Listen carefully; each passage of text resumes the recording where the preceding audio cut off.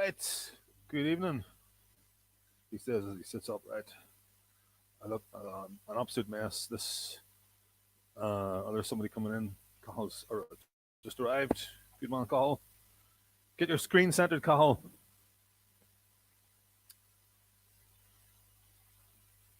Yeah, I can't hear you.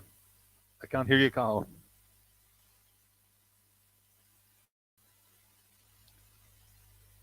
Well, how's it going, ladies and gentlemen, boys and girls? Time out. Okay, good man. You're going to join us. I'll send you out a link. I will send you a link. Is your email handy? Let's get Cahill on in the meantime. Do you know what I'm going to do? I'm going to start playing Dahi. David O'Reilly, because David's going to join us. Typical Irish people. I mean, I know I'm as bad turning up late, but there's meant to be 6 of us on here, and there's only one ready. So I'm going to play Dahi. I'm going to play David, who's going to join us. Last Gale Force O'Reilly. Play his video, and everybody needs to subscribe to this. This man is absolutely amazing. Absolute ambassador of Celtic culture. So let me jump over to that.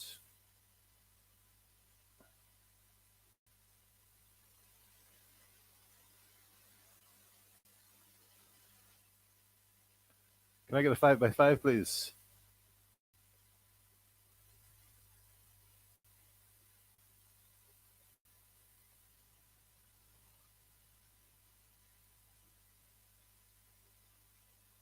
Five by five. Sound okay?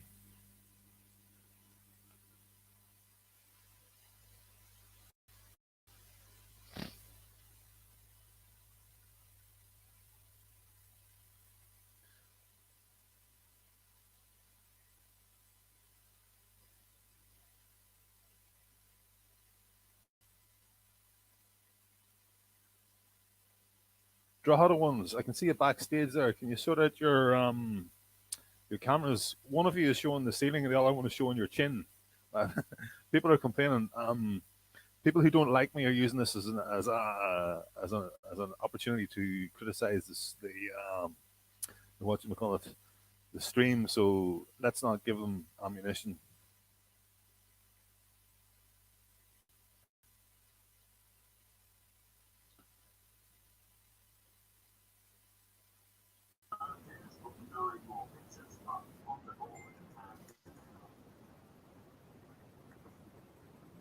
Mute the microphone. Mute the microphone. Can you hear me, Connor? Yeah? Connor, can you hear me?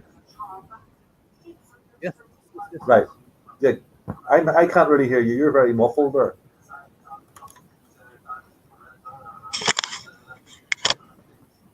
Okay, Carl, you're playing something in the background. We need to sort out these sound issues before. Come on, lads. Let me bring Karen in. Not better. Who's the guy there? I saw that was on last night, wasn't it? That was on last night, yeah. I put him out there during the week. Carl, just keep your This is David O'Reilly from Galway. He was a regular at the Barrow Street the Google free speech protest. They're back during the summer. Is he like an old kilt or something? That's the persona he takes on. Right, like turned up. Yeah, exactly. So we don't have enough. We don't have enough of that. People representing that culture. He's a Gilgore as well. Is he live? Yeah, he's going to join us. So I hope. Right. Okay. Can hear. Okay. I'm going to get this other guy on as well. There was meant to be like three or four more people, but I don't know where they are. Anyway, how are you guys doing? Talk among yourselves. What did you guys discuss the lesson that you had? While I'm sorting out the getting the invites sorted out for the other people. Well, we're doing lessons every week now. So I mean, we're going to move. Karen's got the grips with the Irish now, so we're going to move on to Scottish Gaelic next week. You didn't tell me. No, I did. I said it earlier. And then once you get into that, we'll hit the Welsh in a couple of weeks. Okay. I'm trying to grapple with Irish, if you know what I mean. You know. Don't worry. We'll get into the Scottish Gaelic is next week. We're going to start on that. And then I sent you the link for it earlier. Did you not get it? Yeah, but I didn't know you were going to actually do the Scottish Gaelic. Oh yeah. And then we'll go on to Welsh and you might as well learn all three, Karen. You get three for the price of one. I'm trying to cope with the Irish one. Yeah. Don't worry. No. I'm kind of joking. We'll stick with the Irish. Karen, you've gone vertical there. Yeah. We'll stick with the Irish. But I do want the forged links. I'm going to introduce a dress code. Everybody has to wear something Gaelic. I'm wearing my Gaelic top here. So what else? What are you all wearing that's Gaelic or Irish there tonight? Connor? I'm only in the door. I'm only in the door from work, so. Right. Next time. Connor, I'm wearing grass underpants. But I'm not going to show them. I don't want to hear about your grass stains. Where's everybody else? I'm working on getting the invite. Did you not say young Smith was coming in? He cancelled. But there's another two as well. David O'Reilly, who was in the video there, and go on. You guys keep talking. I can't answer because I'm working on something here. Okay, talk among yourselves. It says he started a call or. Right. Well, direct your questions to Karen because I can't. I'm trying to get the invite sorted out. Yeah, he was there a minute ago.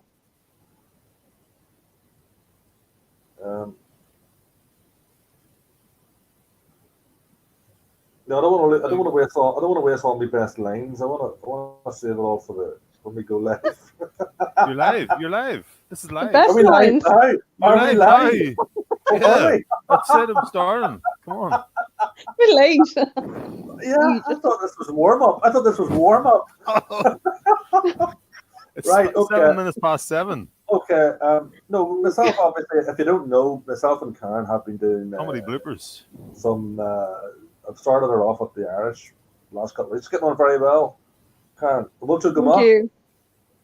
Huh? What's that mean? Oh, you let me down. I just bigged you up there and then you cut us a tattoo. Oh, God. Oh, come on. You should have told me. I don't know. I'm very well, thank you. Right. Caught me in the hop. Little hole, Gilga, little hole, not be a cancha merla. I mean, remember what I said about the wall? There's going to be a day of reckoning. I know, yeah, no, I heard that, seen that earlier. Pushed against the wall. Yeah, thank you. But don't worry, there will be some last requests made before the reckoning happens. Thank you. No, anyway, Karen is doing very well at the Irish. You got your latest translation. There were fewer mistakes in it. Just remember, were fewer mistakes. Gajan Tame inish. God, Connor can help her out. Well, all I can say is Catru. Major bug that Catru in your shocked, not well. Catru in your shocked. Quarter past. Jake in your shocked. Well, you see, when you say in year, we down here we say Tarish.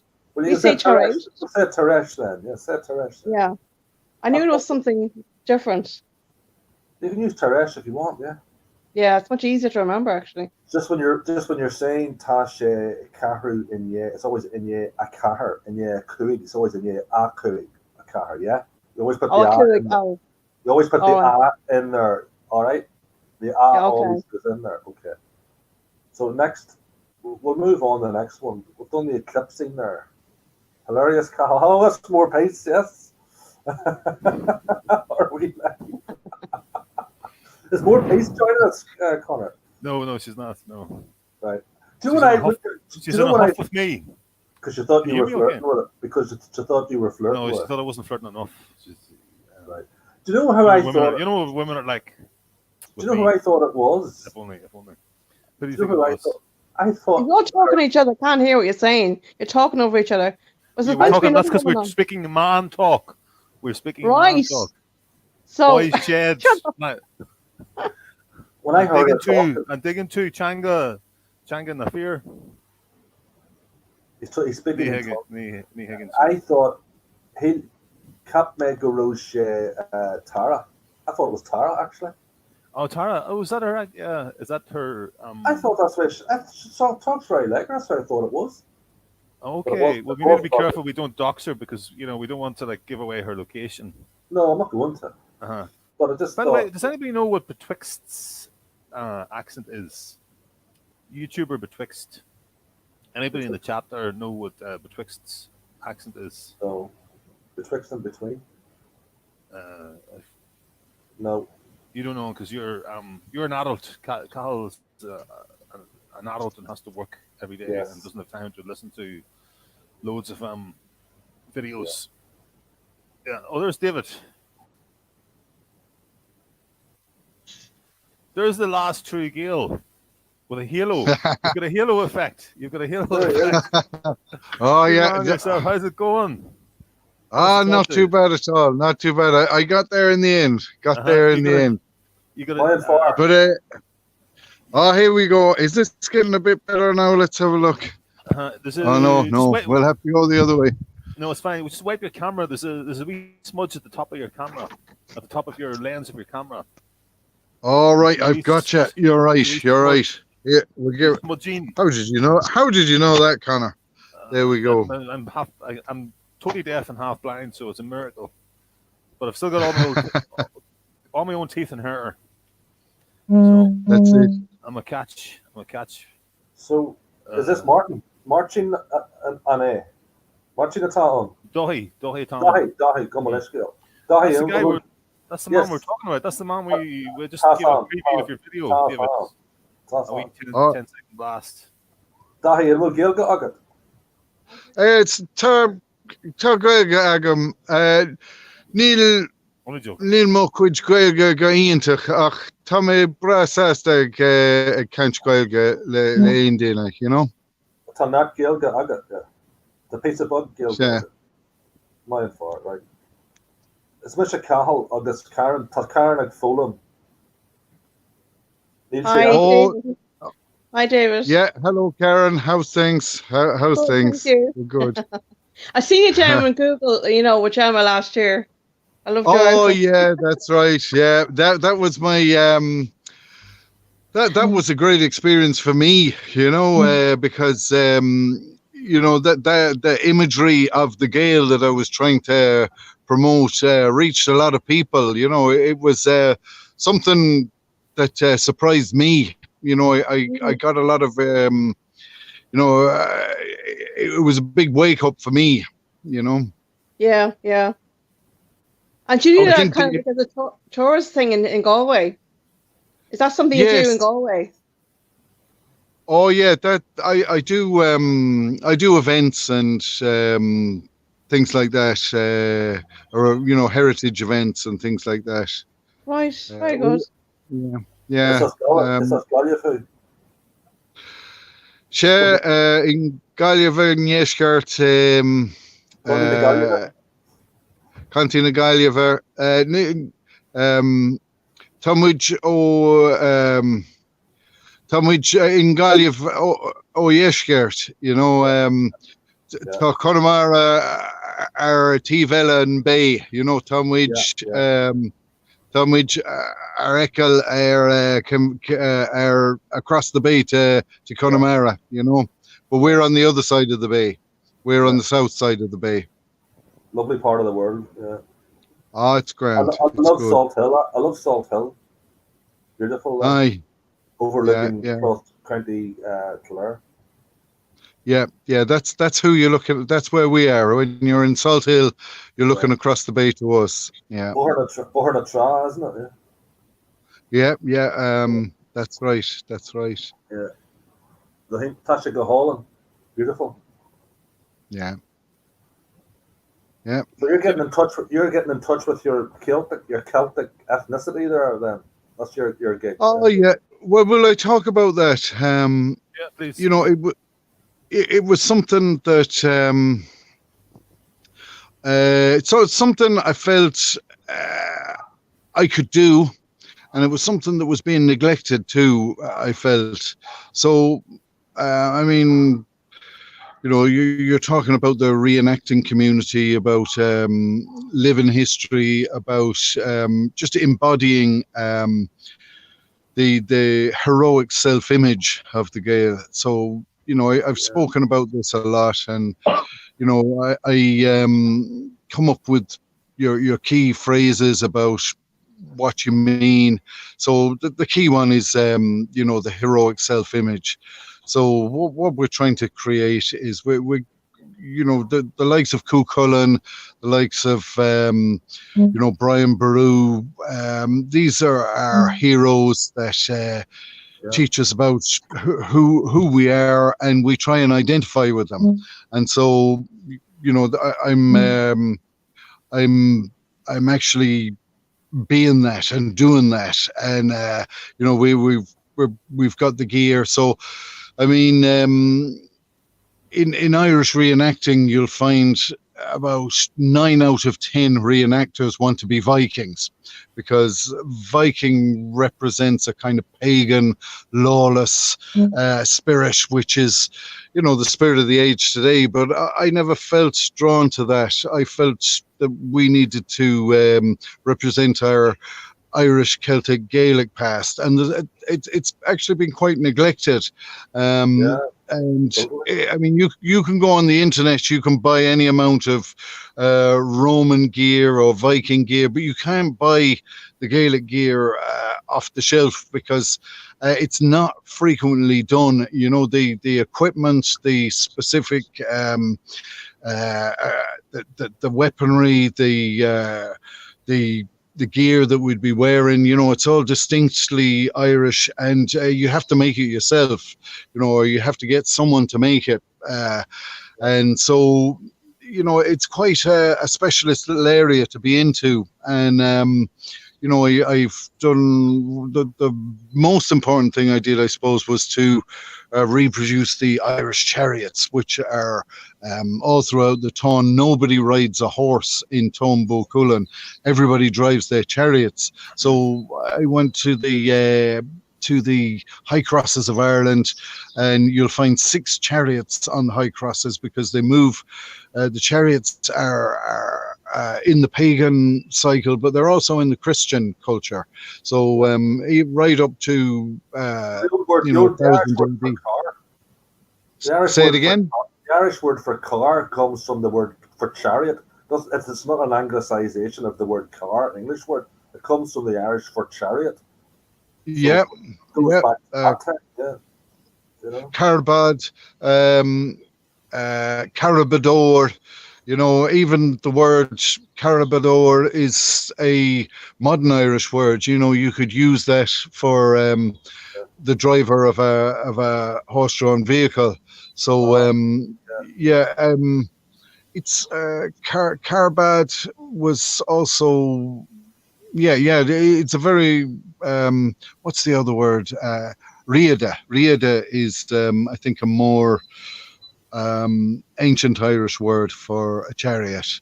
You know, the Esgariada is the old chariot road, and in fact, strangely enough, I live probably about 100 yards away from the most western end of the Esgariada.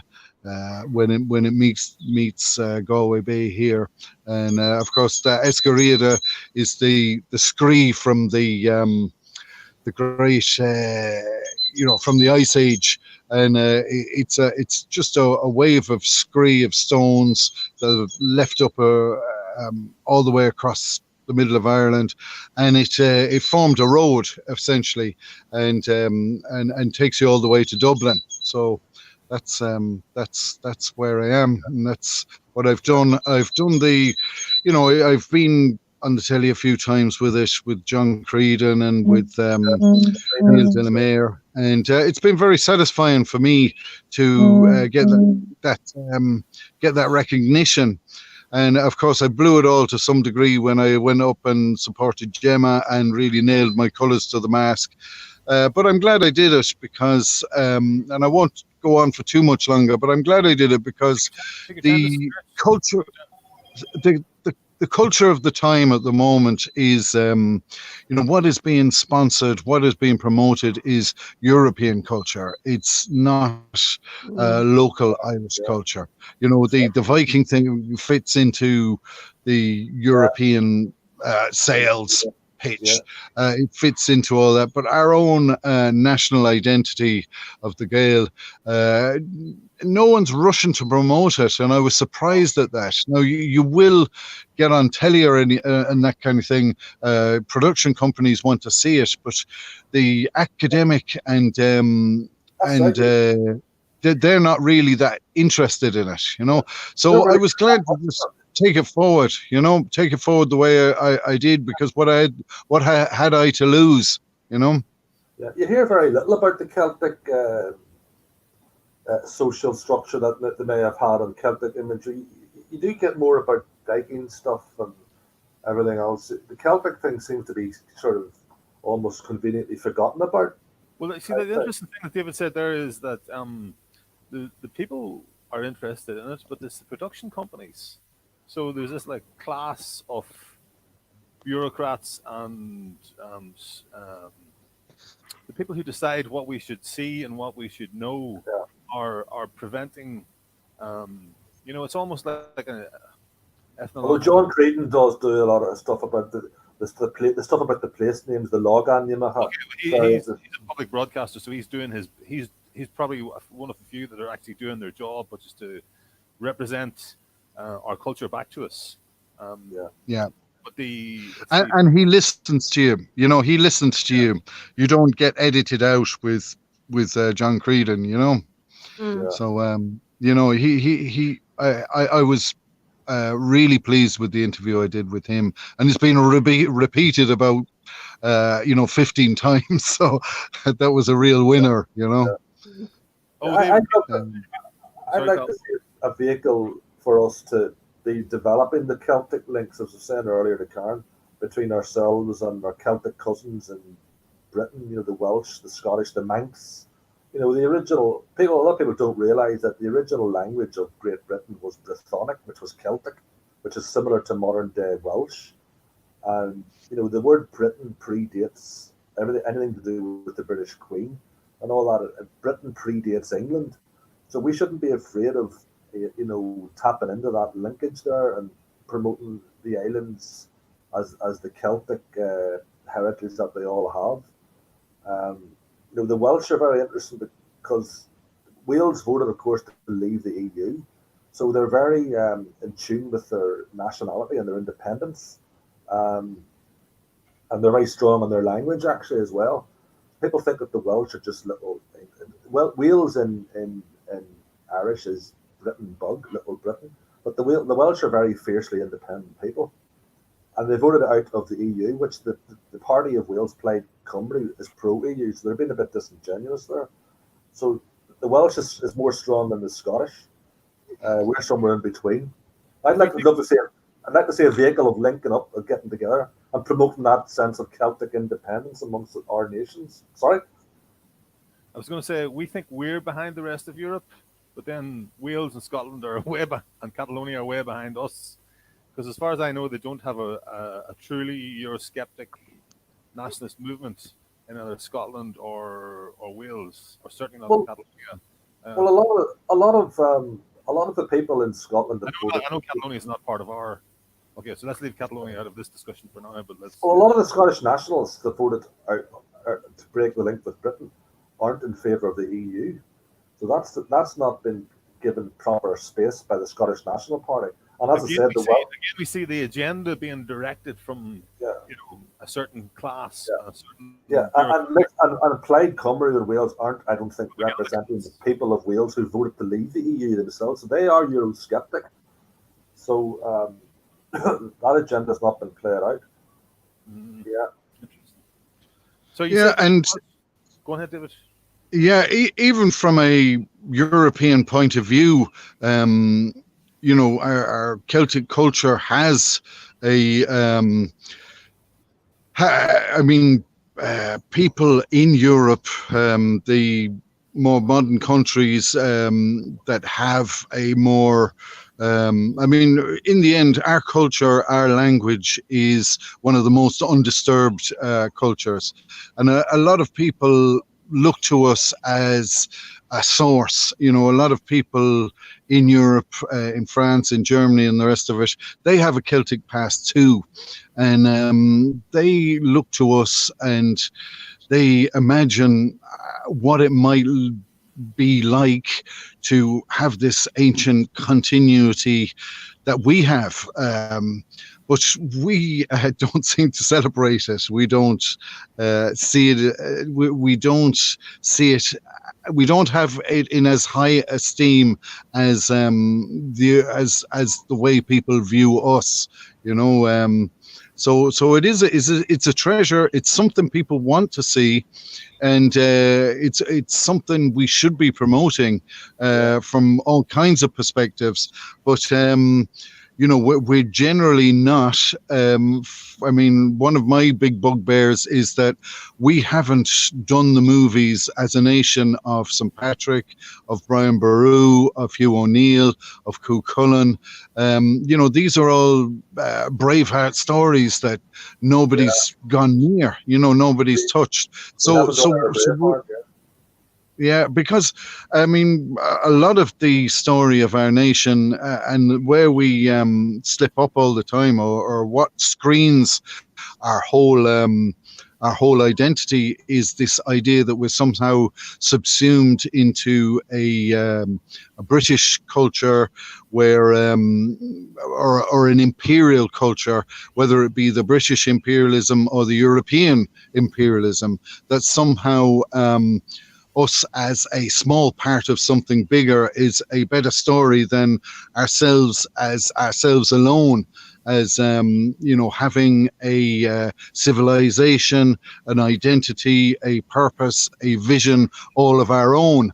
And that threatens a lot of people. It even threatens the history of our nation that has been agreed by Oxford, Cambridge, and Trinity College. We have to challenge a lot of this stuff, and we're not doing that. And when you go and read the annals, of which we have, a massive body of ancient annals, and you just don't. When you read it, it sounds like something you've never heard of before, because it's so vastly, the story our ancient scholars are telling us about ourselves is so radically different to the story we've been told in the history books. And we at a number of levels haven't claimed that story, and we need to understand ourselves and to achieve a vision and a purpose for ourselves as well. So I try to go into all that too, and in the age of saints and scholars and the age of the high crosses. And one of the problems you find with people today is Christian culture is not something that people warm to. Christian warriors are not something that people feel comfortable with.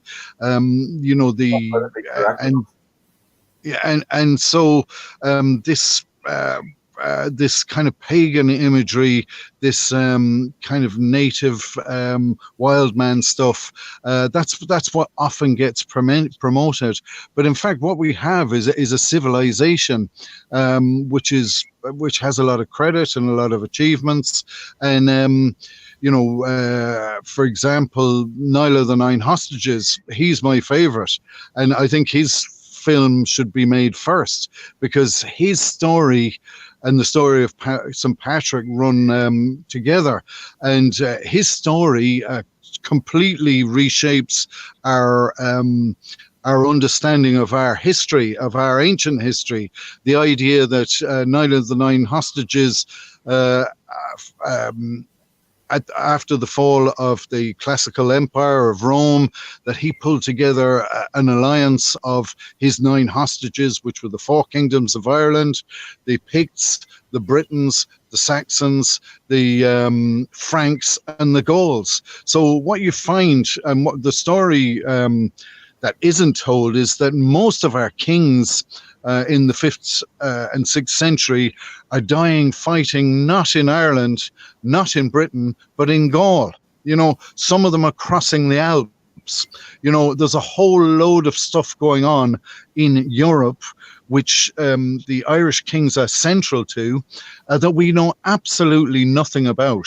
And our modern consciousness has not a shred of understanding of what it was that, you know, the first time these islands were united, if you like, in written history was by the Irish, you know, was by the Ulster kings. And, you know, until we, you know, are able to make these claims and to, you know, talk about our history in a way that the Irish saw their history, that the Irish saw themselves, you know, we can't tell the story of ourselves. We will always be somebody else's little conquest, somebody else's people, you know, somebody else's ancient history. But the great thing about what we have is we have a continuity, and so that's a lot of what I would like to go into and what I try to talk about. Even the idea that the Saxons occupied Britain after the Romans left, that's you know, the Saxon England lasted from around the middle of the 9th century to 1066 when the Normans arrived, you know, and that history has been kind of supplanted over an Irish history, which is much more, which has a lot of validity and a story that hasn't been told. You know, the Irish in Britain and the Irish in France, and the Age of Saints and Scholars, this movement of Irish Christianity into Europe was on the back of a political, cultural, military revival of Celtic culture in Europe, you know, that we know absolutely nothing about, and nobody will talk about. You know, they want to talk about, you know, Celtic monks going like hippies with their sandals into Europe, and people seeing them as some kind of a novelty, whereas in fact this was a cultural, political revival that they were walking on top of. So that's the way I see it, and that's my main message, you know. Yeah, we're definitely, sorry, Carl, somebody made a good point there about we're just not selling the history at all. All we're selling in down south is this kind of Irish with the leprechaun thing and Guinness and the drunken party sort of Irishness, instead of tapping into that ancient saints and scholars and get the language going. And they're missing a big trick with the tourism there, I think. They're selling the full Irish breakfast and the full Irish music, and that's fair enough, but they're not selling the Irish language. They're really missing a tourist trick there, and to tap into some of the more ancient things that we could have more pride in it as Irish. I mean, the Book of Kells was the original translation of the Bible in Irish, wasn't it? And all that sort of thing. Instead of just the Irish who love a pint of Guinness. You know, there's so much more to Irish. It sounds like an Alan Partridge-ism, but there's more to Ireland than that, you know. It is a bit insulting. That cliche of the Irish, the drunken Irish, it's just a cliche created by the British for us, you know. Yeah, and it's an abusive or an abused, traumatized identity born on the last 400 years of you know, famine, colonization, you know, since the flight of the Earls. So, and a lot of Irish people get turned off by just the drudgery and the sorrow and the horror of those, you know, of the last 400 years, and there's very little to there is the heroism of the rising, followed by disillusionment often that we haven't achieved the aspiration that we set out to do. And the wonderful thing about going back 1,000 years is, Britain wasn't a problem. Nobody, Britain isn't an issue in the first millennium. We are not defined by them. We're defined by ourselves, and they're defined by us, in fact. And this is they were more worried about us than we were about them. That's right, and we actually got on very well with the Saxons in particular. Alfred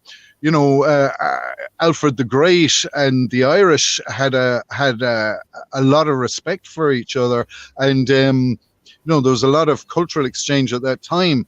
Irish kings modelled themselves on the same, like Cormac O'Quillinan, modelled themselves on the same ideas that Alfred was modelling himself on, and they had a common enemy in the Danes in the North, and so we had a often that enmity with the Saxon is often an illusion.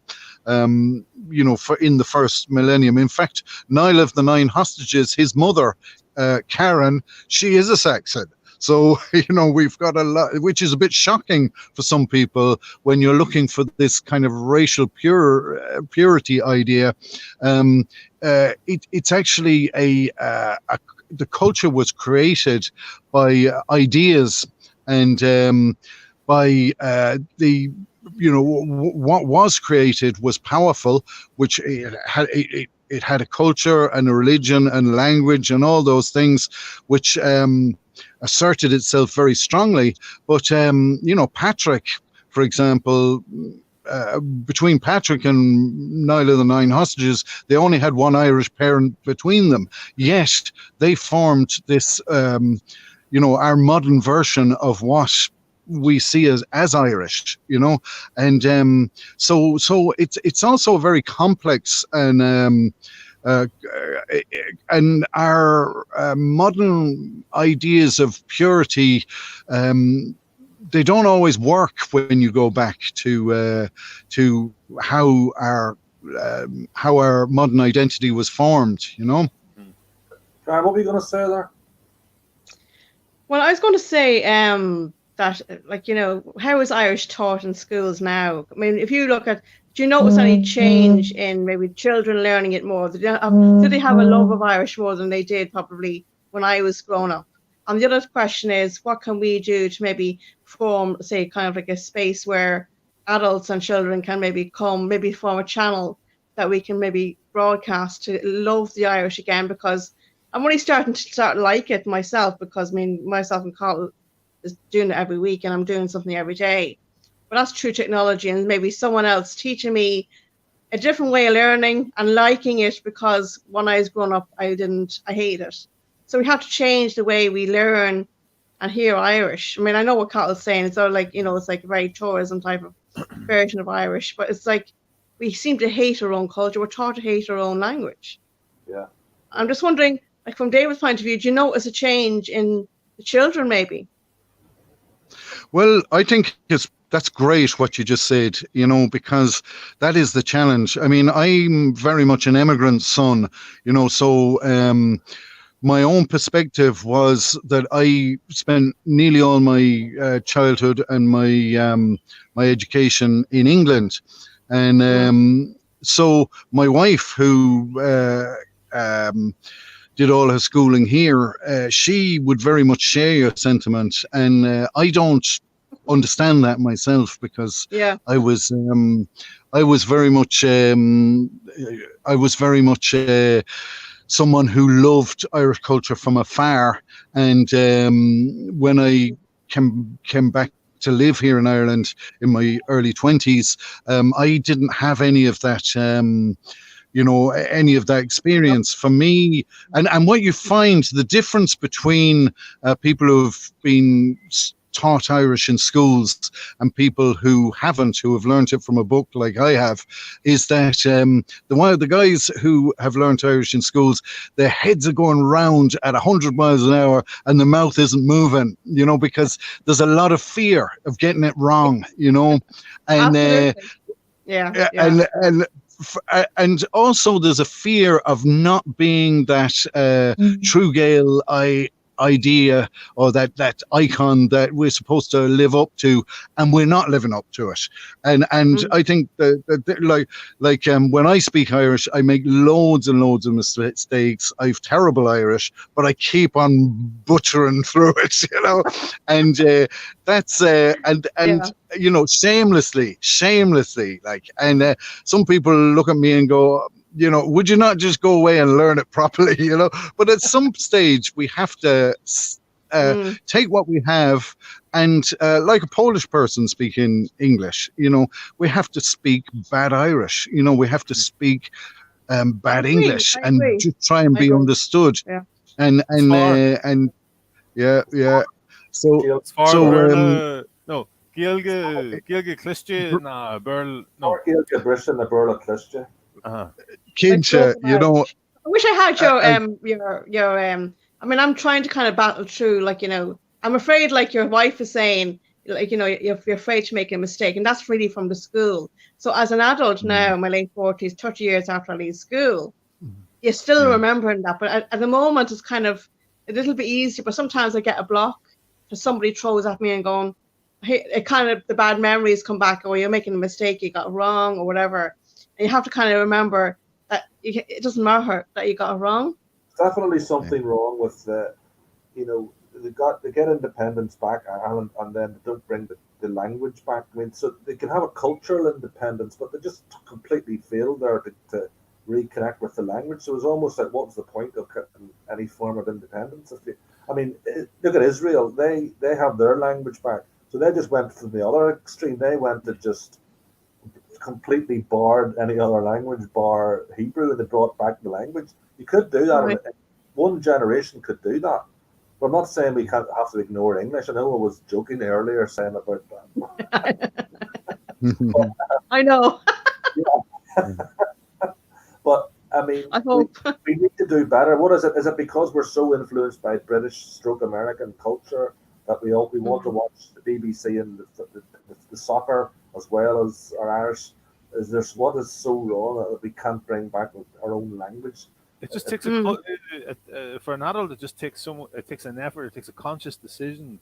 We need to be bringing up our children, and you know, we need to be bringing children. You need time as well. You need time. I mean, start the children from word go with it. That's how you'll do it. I mean, the Gael School are really taking off. Yeah, they are. That's the hopeful thing. They are. And some might say it's a reflection of, you know, the correlation between the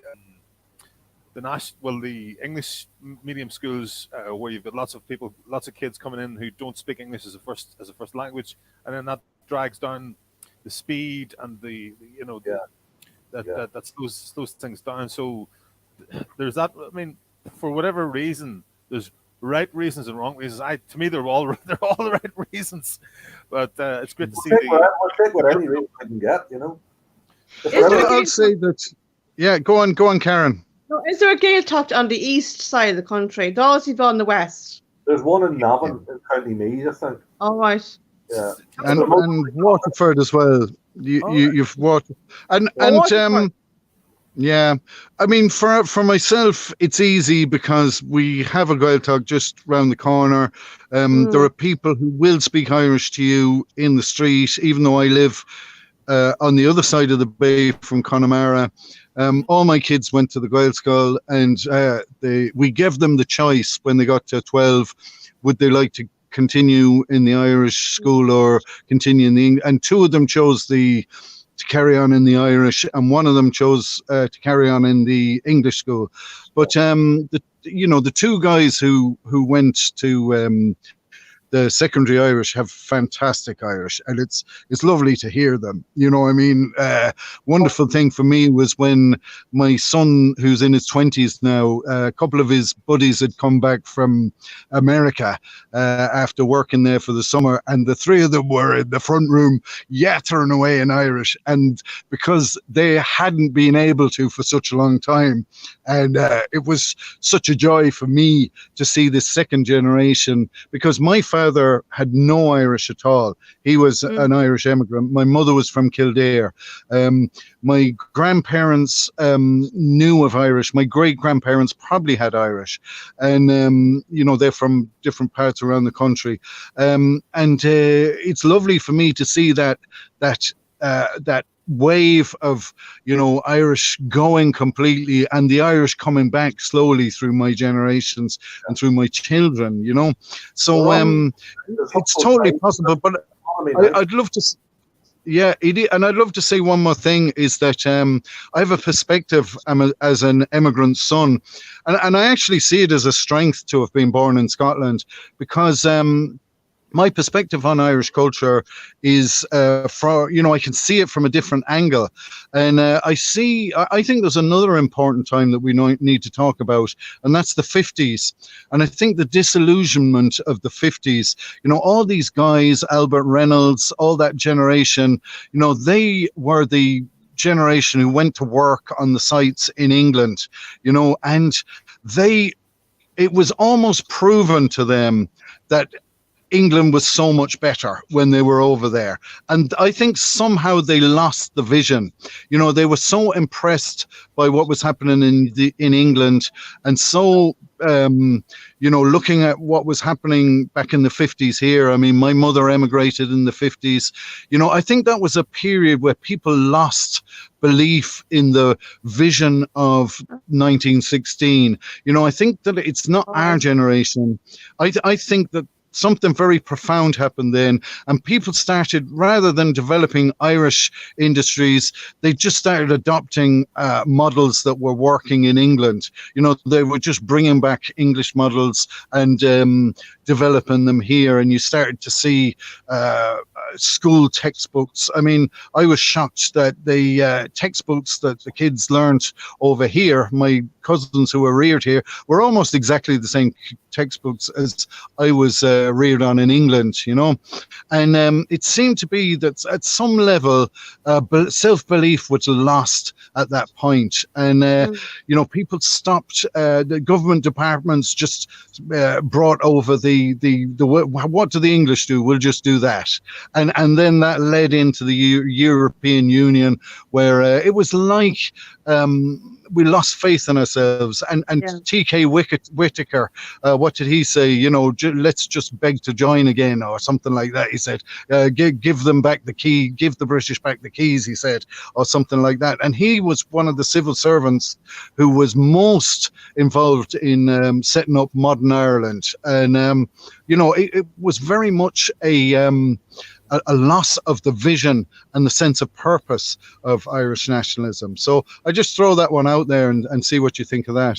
So you were born in Scotland. Did you come across any of the Scottish Gaelic? Or the interesting thing I think is that most of it Protestants. No, I didn't. I left Scotland when I was still a young child and went to England, you know. So no, I didn't know much about the Scottish Gaelic over there. It's very similar to the Irish Gaelic. It's much more similar than the Welsh. So if you speak in Irish, you could pick up the Scottish quite easily. It's effectively the same thing. Actually, the Irish gave the Scottish the Gaelic, because originally they were speaking Pictish, and there was elements of English and Scots. The Ulster Scots thing was in there. But the Irish that brought over, and the Scottish Gaelic was the spoken language of the whole place in Scotland, similar to Ireland. It was a very similar history. Sorry, Karen. Taisagum istoilum goil ach fedger quicker. There's only about 50 words in the difference between Irish and Scottish. You know, and I think that in traditional music, the Scots have it now. I think that we've lost our way with the Irish traditional music. I think it's got staid. I think it's gone formulaic and a bit, a bit too much of the museum pieces in it. Not enough life, modernism, bringing it forward. Whereas if you look at what the Scots Gaelic are doing with their music at the moment, it's amazing. There's some fantastic people in the Scots Gaelic, and they have something to teach us. People like Julie Fowlis, and they're doing something amazing with because they have that freshness. Their independence is fresh on their mind. They're striving for it. They're in their 1916 throes now, and they envision all this stuff in a way that we have got stayed and tired of, and we need to reinvigorate that. And sometimes you need a couple of plastic paddies like me to come back and say, this is how you do it, lads. You've really got something, and believe in yourselves, because we have something. And this is where you get from the Scots Gaels at the moment, what they're doing. It's something we can look at and say, let's have another look at this Irish culture. Yeah. I was going to ask you a question there, Dave, about history. You're talking about, our history is so glum, and it's recently come out there and saying the last year that history is no longer going to be a compulsory subject. It's going to be pushed back by the government. And I'm just wondering what you think about that, because obviously our history is going to even be lost again. That children will not even hear about 1916 anymore, or they'll get to the stage where our Irish history will be pushed back even further. I'm just wondering what you think about that, or how do we stop it? Or I think that the Troubles really challenged the Irish government in its view of nationalism, and all of a sudden Irish nationalism became a bad thing. And it became something that people were uncomfortable with and didn't know what the right answer was anymore. And when you gave the wrong answer, you got into trouble. And journalists, historians, everybody started to see this as a real difficult thing. And so I think there's been an active Irish teaching Irish history has been actively suppressed at department level. I think you have to start looking at this and saying, look, we've enough signals that these guys really are not interested in Irish culture. They want to promote something international, something international, something multicultural, something anything which isn't that machine, that machine which gave us the power to assert ourselves. And asserting ourselves is out of fashion now. Asserting ourselves is a problem. So we have to be stopped. We have to learn to be. Our vision of ourselves has to be. Wearing the shades, driving the BMW. That's what we aspire to. Now the fact that Dutch and Germans do it 10 times better than we do, is nothing to do with the fact that we do Celtic, Gaelic, 100 times better than Europeans can ever do, means that it's something that is lost on people. So we are often in the position where we're giving up the best of what we have for the worst of what is coming. And I think that that's our education system. I think that we have to actually recognize that we're in a culture war, that we are being, so in the same way as we've been suppressed politically, you know, on YouTube, on Facebook, our free speech, you know, our culture, our language, and all those things. And you look at the kind of global homo culture that is being promoted. You don't see anything Irish in all of that. No. You know, and you look at the parades. You look at, I mean, when Mike Pence came to Ireland, we had a gay disco to promote, to challenge him in the park. Yeah. I mean, that's our modern expression of Irishness. You know, that's our, and it's not Irish. It's global. It's something, but it's you know, we need to rebrand ourselves and identify ourselves, you know, with the Irish, and that's something of the heroic self-image. And I think, Karen, would you talk to me about what you saw when I stood up in Google there, and you saw a hairy kind of guy in a cloak? You know, what was your impression of that? Because you said to me that that you saw me there, and that imagery, what did that imagery mean to you when you saw it outside Google? Well, I didn't see you like live, but I did see you, and I thought it was actually first of all, I thought, oh, like, what was this about? But when I looked at it again, I thought it was actually a great thing to do, because I know Gemma is quite, you know, she'll look for the Irish and she'll go back to the basics, you know, it's not just in the last 100 years. You have to go back further than that. And I thought it was a great thing to bring you into that picture, because while she was fighting against Google, she was fighting for like an Irishness that we've lost. And I have to admit, I wouldn't be great in Irish history, but more in, say, in the last 100 years myself, and obviously with famine, and we're lied to by famine as well. But I mean, I have to say, I think as a party, we could actually do more to bring the Irishness out to the public. And I was just trying to say to you earlier on about maybe creating a channel, okay, beyond what Connor's doing. What Connor's doing is trying to create like chat groups and Irish language, and that's great, and we need to do that. But also, maybe make it bigger, that we create our own programs and promote that Irishness, maybe in an Irish way, and maybe music, maybe bring a group of people together that will play Irish music. Like you were saying, we don't really do enough. Maybe kind of brainstorm that idea and create a space, and then produce that broadcasted live. We could do a lot more, because I know we're trying to create a space for like speaking Irish. I don't think you know, you're grand, not Karen, doing enough of an Irish party or a national party.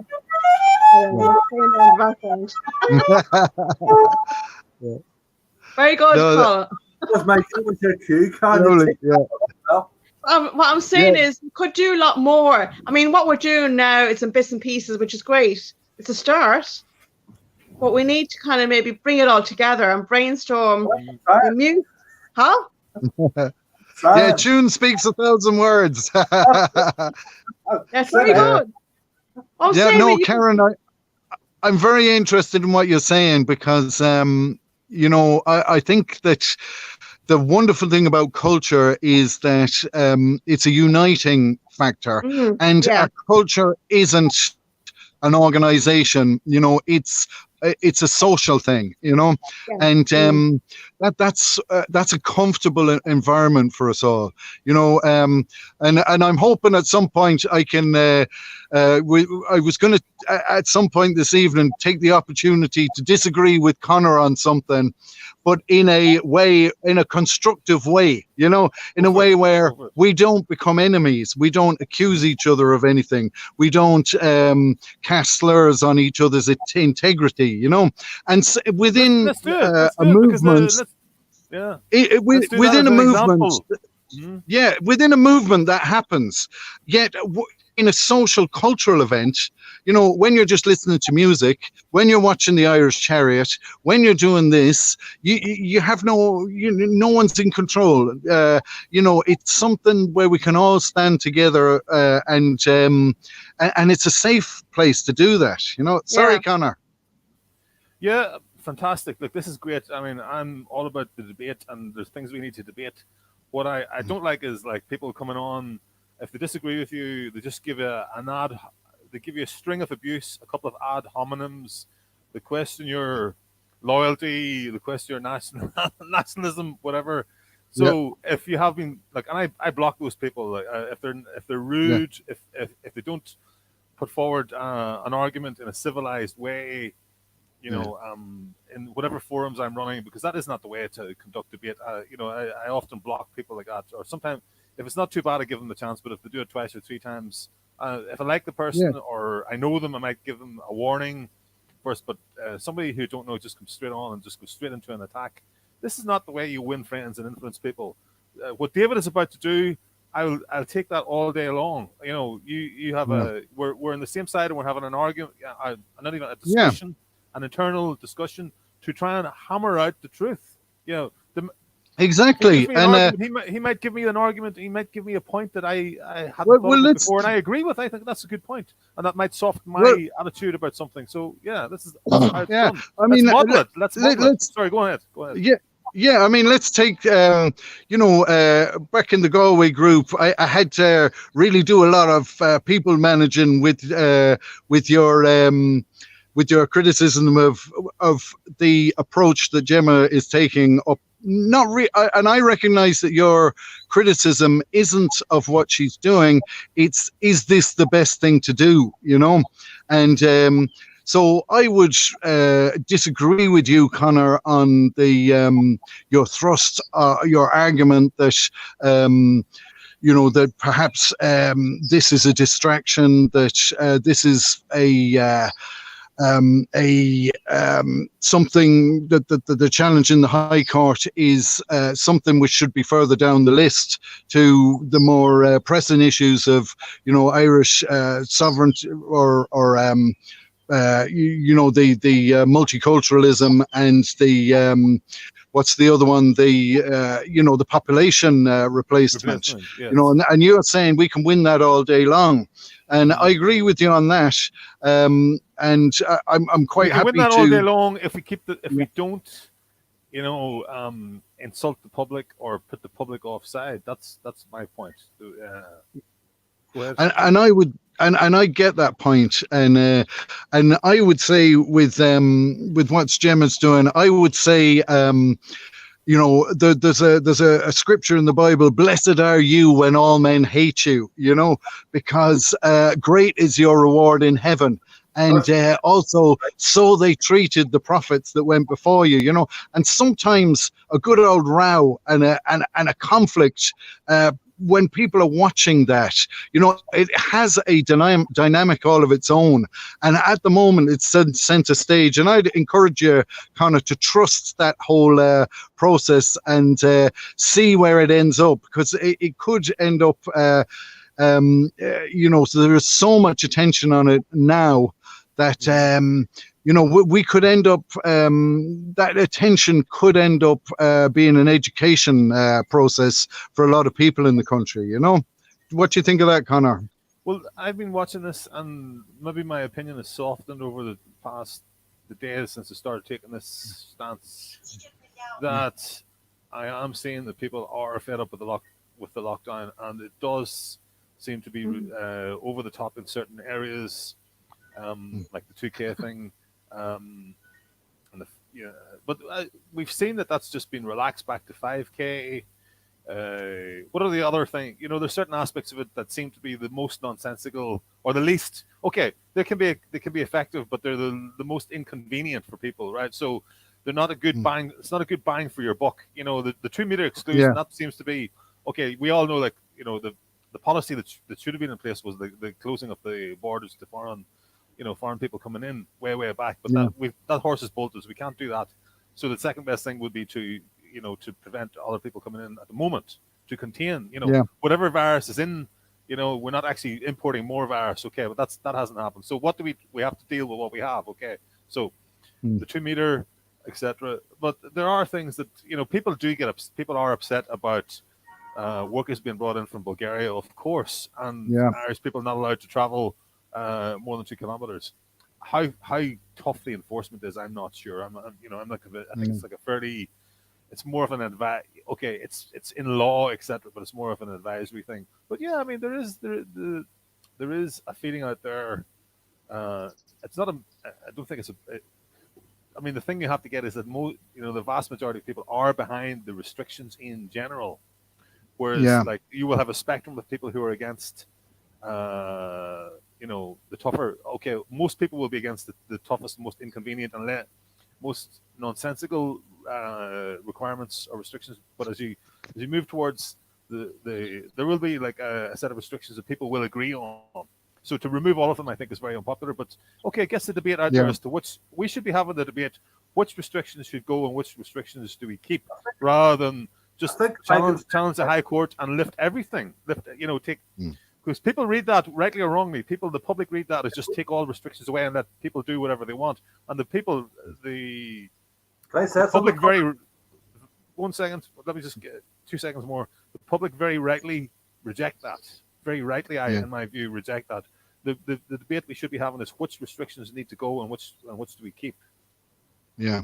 That's one thing that we can do when we get back out, and we can canvass people and survey and ask them what did they think of the restrictions in general. Then we'll get a good feel for the opinion out there. At the minute, we're all just saying people like them, people don't like. We're not quite sure. If we ask the question when we're doing our canvass when we get back out, we'll have some more evidence and information. I could write that up, all right, because we do have another one, but obviously a lot has happened since then, but we could specifically ask those questions about what they think about, were they timely or were they too strict and things like that. I mean, at least we're getting an indication that we're going to get back out in 2-3 weeks. Hopefully we can do that with the social distance. Guys, I have another appointment now. I said an hour. So guys, it's been a pleasure speaking to you, but Slánigí go fáil. Agus okay, Ian Burke. Ihawagat. Fair play, Rich. Just agree to that. Okay. Slán. We'll hang on for a minute and just go through, see if anything else comes up that's worth talking about. Maybe we'll finish it in a minute. I just wanted to go through the well, first of all, is there anything? Let's continue our discussion. David, can I take it up? Can I take it up, Connor? Yeah, I mean, what we've done here is we've had a discussion, and we've disagreed, but we've recognised that we're still, trying the same thing. Hello. Am I coming and going, Connor? No, you're fine. Can you hear me? Oh, yeah. So, we've had a disagreement. We've recognized that there's different emphases, and we're trying to achieve, we're trying different strategies, or we prefer different strategies, but we're still recognizing that our objective is the same thing. And, we're together trying to build this movement. And that's sometimes we have to recognize that the public believes things we don't like, and we have to accept that outcome. We have to accept the position we find ourselves in. And that's difficult. We all have... we all have scenarios we would like to see unfold, but often the position we're in is the place we are in, and there's not a whole lot we can do about that. So, but for me, the important thing is the movement has at least 3 different parties in it, and it has a broad range of people and ideas in it. We have all different YouTubers and all that kind of thing. But the important thing for me is that we open, and this is what we're going back to, Karen, about the cultural idea. Culture is broad, culture is accepting, culture is inclusive. So all of our, different groupings, different ideas, different emphases, we can all be together in a cultural movement, in a cultural event, and it's important to have those events, have that environment, if you like, because it's an environment which allows us to relax. It takes the pressure off us. When you're in a community, you're not under the restrictions of your own personal family relationships. And sometimes they can be stressful and demanding. But when we widen it up and broaden it out, you can be yourselves more. And we need that. We need to be part of the wider community, and and to share the idea that we're all in this together. We're all trying to achieve the same thing, and that in a forgiving and an understanding way, and I'll say one thing is, one of the biggest problems we have, and I would really like to address the whole movement, is aggressive and abusive language. If we're going to be a outfit that we can be taken seriously, people have to respect what we're trying to achieve here. And, abusive and threatening language, even to our opponents, is completely counterproductive. And I would urge people all across all the groups and all the movements to really establish a culture of not accepting that, even swearing, to discourage it, and to because we need to be able to be civil, and in order to build this movement, and to accept each other's differences of opinion, and to still respect each other's positions, and integrity. Yeah. I accept the challenge, David. Go ahead, Karen. No, I was going to say, like you're talking earlier on about nationalism coming a dirty word. I recently, from a family member, who was saying too much, got a lot of grief about. Can I just come in, because I want to, before we move on to the next thing, I wanted to address what David had just said, and then we'll move on to that topic. Okay. Okay. Because I get that this topic, you're moving on to a different topic, and I just wanted to pick up, because if I do it afterwards, then people won't understand which challenge I'm talking about. Okay. So hold that thought, David. Fine. I accept your challenge, and I know I've cursed on this stream, and it's not ideal. And I think afterwards, why did I do that? I get passionate, I get carried away. Maybe it's the tone of well, okay, I'm not going to blame other people. I'm just going to take responsibility for my own words, right? And also in, we're passionate people. I've got a different, slightly, we get different energies. We're equally as passionate. How I express it might come across a little bit aggressive at times. Sometimes I find we get into arguments with other people, and I've got a choice of words that I might regret. Like I'm taking a lot of slack because I called somebody a loser lately, and this is taking on a world, an absolute. I can't remember it, but this is what I've been accused of. So it was somebody that I had a working relationship with for a long time, and it got quite heated. It got very.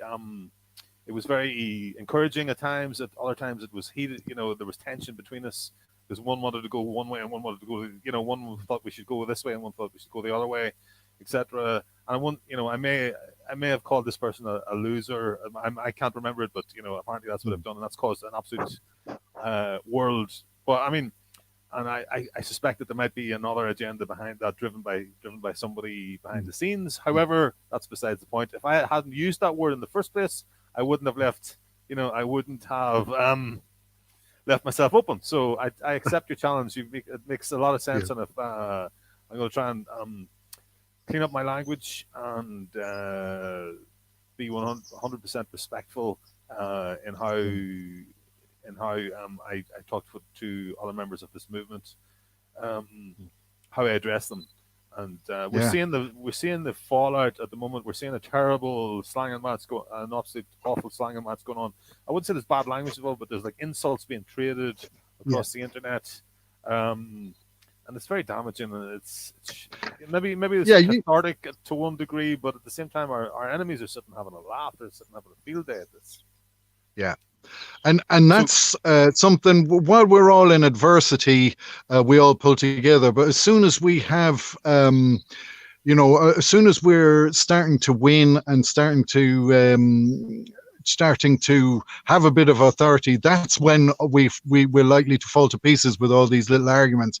So we have to build our cohesiveness, right now. And I wasn't talking about you, Conor. I was talking about the me movement. But I'm happy to go to Karen because, I feel satisfied that we've done that and very. Now I will, before I stop talking, I will say, don't lose the passion, don't lose the, don't become too polite, still be assertive, still be,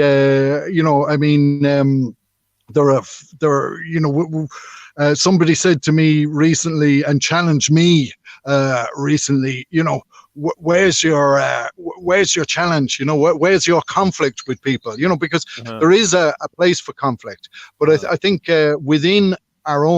amongst our own, I think we have to respect each other's integrity, and that's the way I see it. I will say one more thing, that I think, the idea of plants and informers and all that kind of thing, I think that's taken way too far. I think there's a lot less people in the groups and in the movements who are trolls and plants. I don't think there are that many. I think that's something which is far overstated, and I think that we're having a real problem with that, because it causes people to reject others.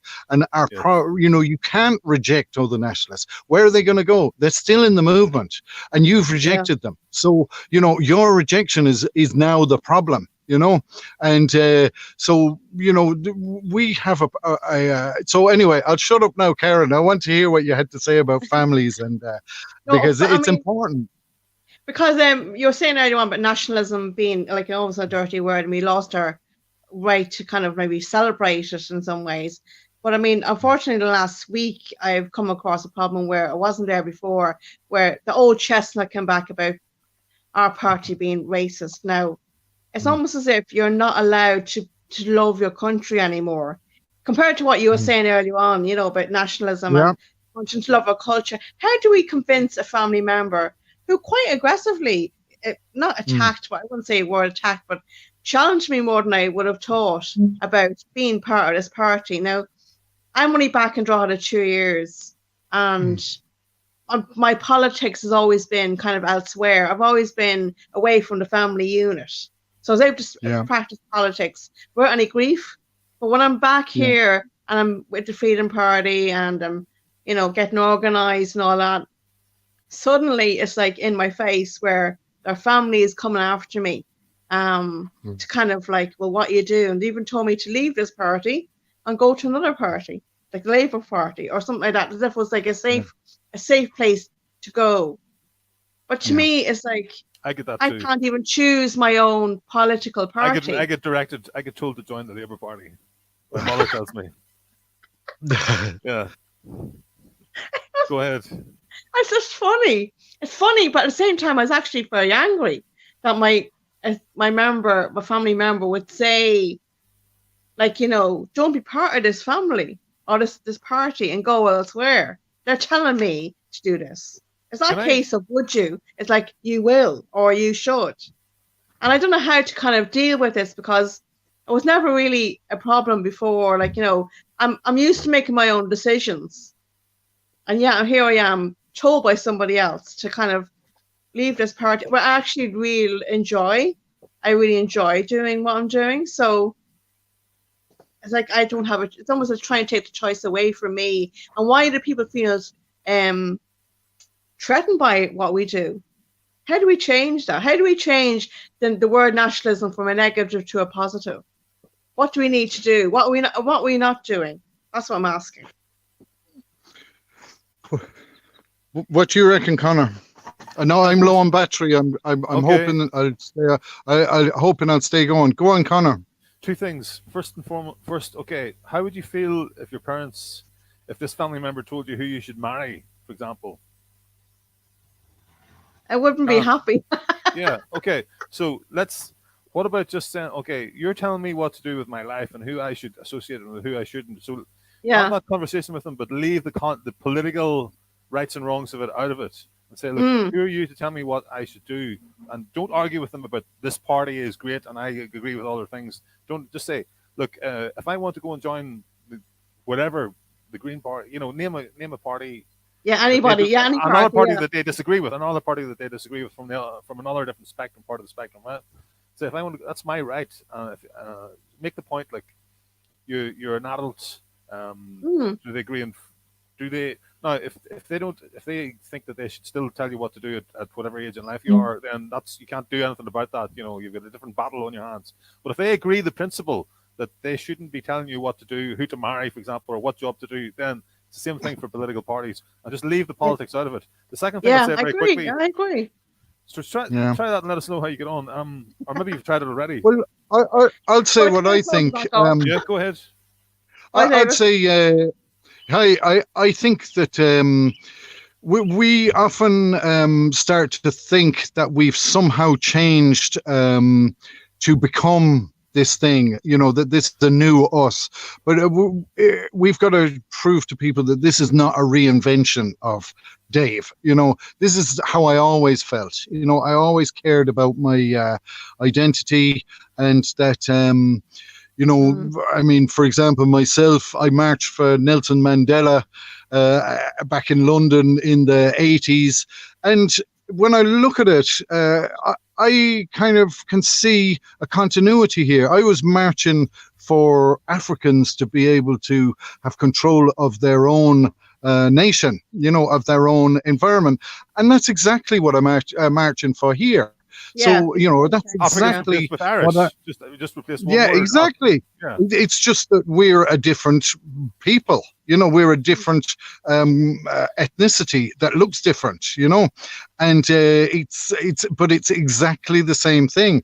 So, where's the racism in that? The only racism could be that, you don't look like the people that were the righteous ones in South Africa, or supposedly before it all kind of started to go wrong, because of course South Africa hasn't turned out to be the when the baton was passed to the South Africans, they haven't acted in the way we hoped they would have. That there is, they themselves are quite even towards the Nigerians, let alone the native, the white South Africans, there are issues there. So, I'm really saying that,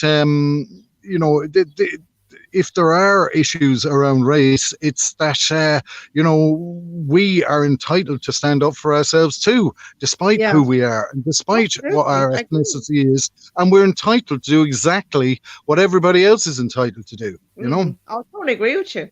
But it's almost as if I need permission. I felt as though exactly. I should have to defend myself. I never had to defend myself towards a family member like this before, and it's not the parents. I mean, there's different issues there in the background, but this one in particular really, really annoyed me. I felt as though I had to kind of explain. I said, well, I would not join a party anyway that was racist. So, we're not talking about British National Front. We're talking about a true nationalist party. And I've sussed this party out before I joined. I looked at what they were doing and agreed with what they're doing, so I joined. That's my decision. Yeah. It's everybody's decision to do what they feel is right. So if somebody wants to join the Labour Party because of their policies, that's their choice. And my cousin, I have another member who's involved, would be more towards, say, Sinn Féin. But I'm not going to sit there and argue with him about it. I respect that decision. So I think there's lack of respect and a lack of more control. So how do you handle that? And it's very hard to do that in a family, I think, compared to, say, a friend or a colleague. Well, I think we have it's tough. Sorry? I 10 seconds.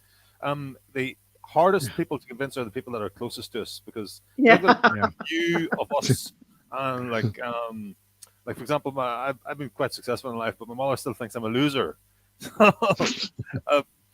And that's the way she is, and she'll go to her grave thinking that I'm a loser because I didn't become a doctor. I had a chance to become a doctor and didn't like chemistry at school.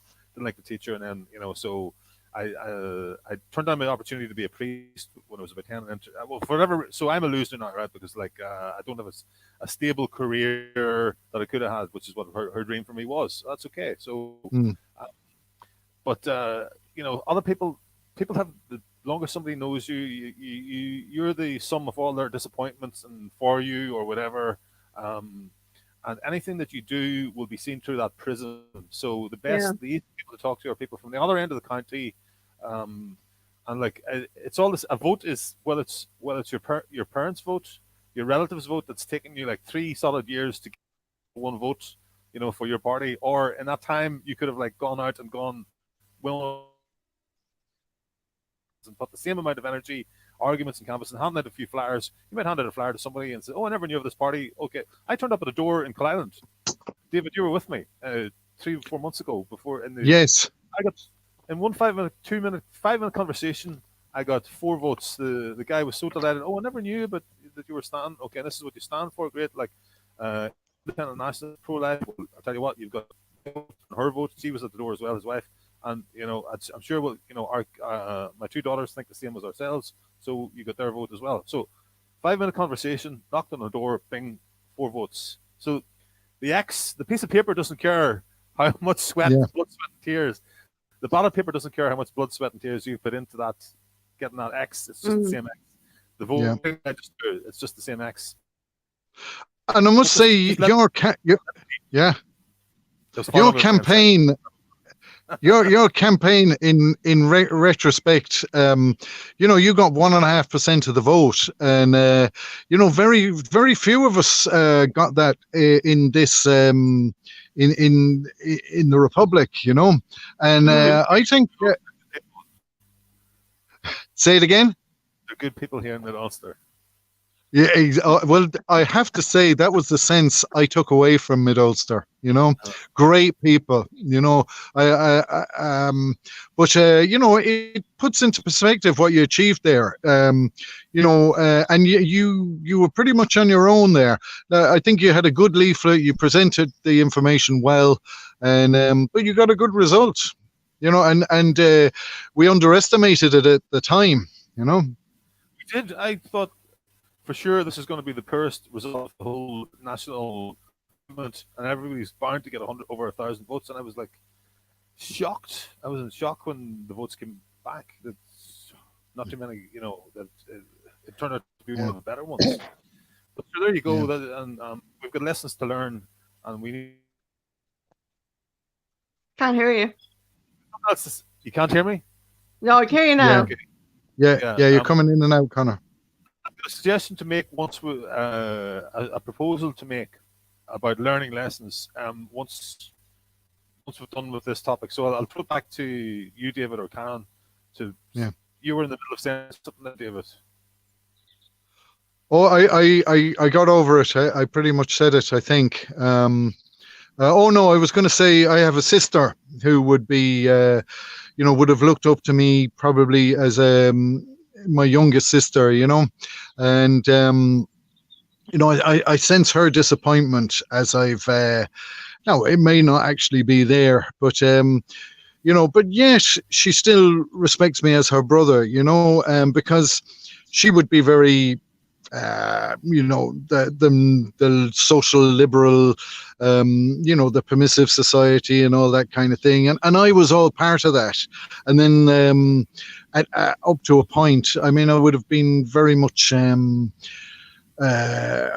politically, I would have been on the political issues, I would have been quite close to Sinn Féin, and I would have supported Sinn Féin years ago, but socially I wouldn't. And those social concerns turned into political concerns, and all of a sudden I ended up realizing, look, these guys are going a completely different way. It's not for me.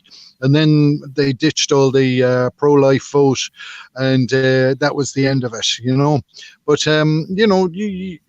but in the end, we have to have confidence in our families that they'll still have the respect and love for us, and they do, I'm sure. You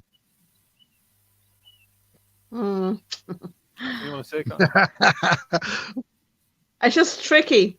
It's just tricky at the moment. It's come out of the blue as well. It was silence, and suddenly, it's like a sudden onslaught of, come away from this party as if the party is a threat in some way. And in fact, it's not. I mean, people, I don't know what's going on in this country. It's almost as if they're afraid to be themselves. They're taking too much direction elsewhere, and they're looking at, say, our government and thinking. I mean, even yesterday now, I was out with a friend of mine, and I was asked like, what about social distancing and all that kind of stuff, and like, it's almost if people haven't got the confidence to make their own decisions anymore. They're taking too much, looking outside themselves instead of looking inside, if you know what I mean. What's right for you? Yeah, lack of self-confidence, and self-belief and all that. The instincts are gone. Yeah. And I think years ago, people had much more, much more self, assertiveness, about their own opinions. Yeah. But I'd encourage you, Karen. I was talking to somebody else who was also having trouble with their family, had a real rift with their brother. And I think a lot of people will be having that this weekend because of the High Court case. I think a lot of people will start to realize the challenge is coming close to them. This isn't something which can be ignored anymore, that the challenge, because we are the only challenge, we are the only opposition. And so we're making people feel uncomfortable. And that's what I was saying earlier on about blessed are you when all men hate you, because that's what, when you are challenging something which is wrong, with your conscience, in your full conscience, is right, they are gonna react, and they're gonna react against you, and they always have. And this is the process. I mean, first they laugh at you, and then they something you, and then they fight you, and then you win. So we've got to go through all that, and I wouldn't be. I think that this conflict I was talking about earlier on about everybody getting on together, and I think that that's so important within the movement, that we support, respect, and uphold each other. But I think when we're dealing with everybody else, with our opponents or people who are not, who are maybe not, we can't rely on them to support the national identity. I think we need to challenge them. And I think, there has to be some bloodletting ideologically. You have to have a conflict. There has to be a fight. It has to actually, we have to get used to being, ideological warriors. We have to be able to draw the sword and be offensive in a way which is and Connor, you're good at that. I'm not so good at that. But I've got, and especially with Gemma. Gemma is so good at it that and men. Most men just want a quiet life, So, I find my wife has a tolerance for a tolerance for discomfort, which I don't have. She can carry on in an uncomfortable situation for hours and hours, and I can't. I just want out, And she's a genius at it, and I admire her for it.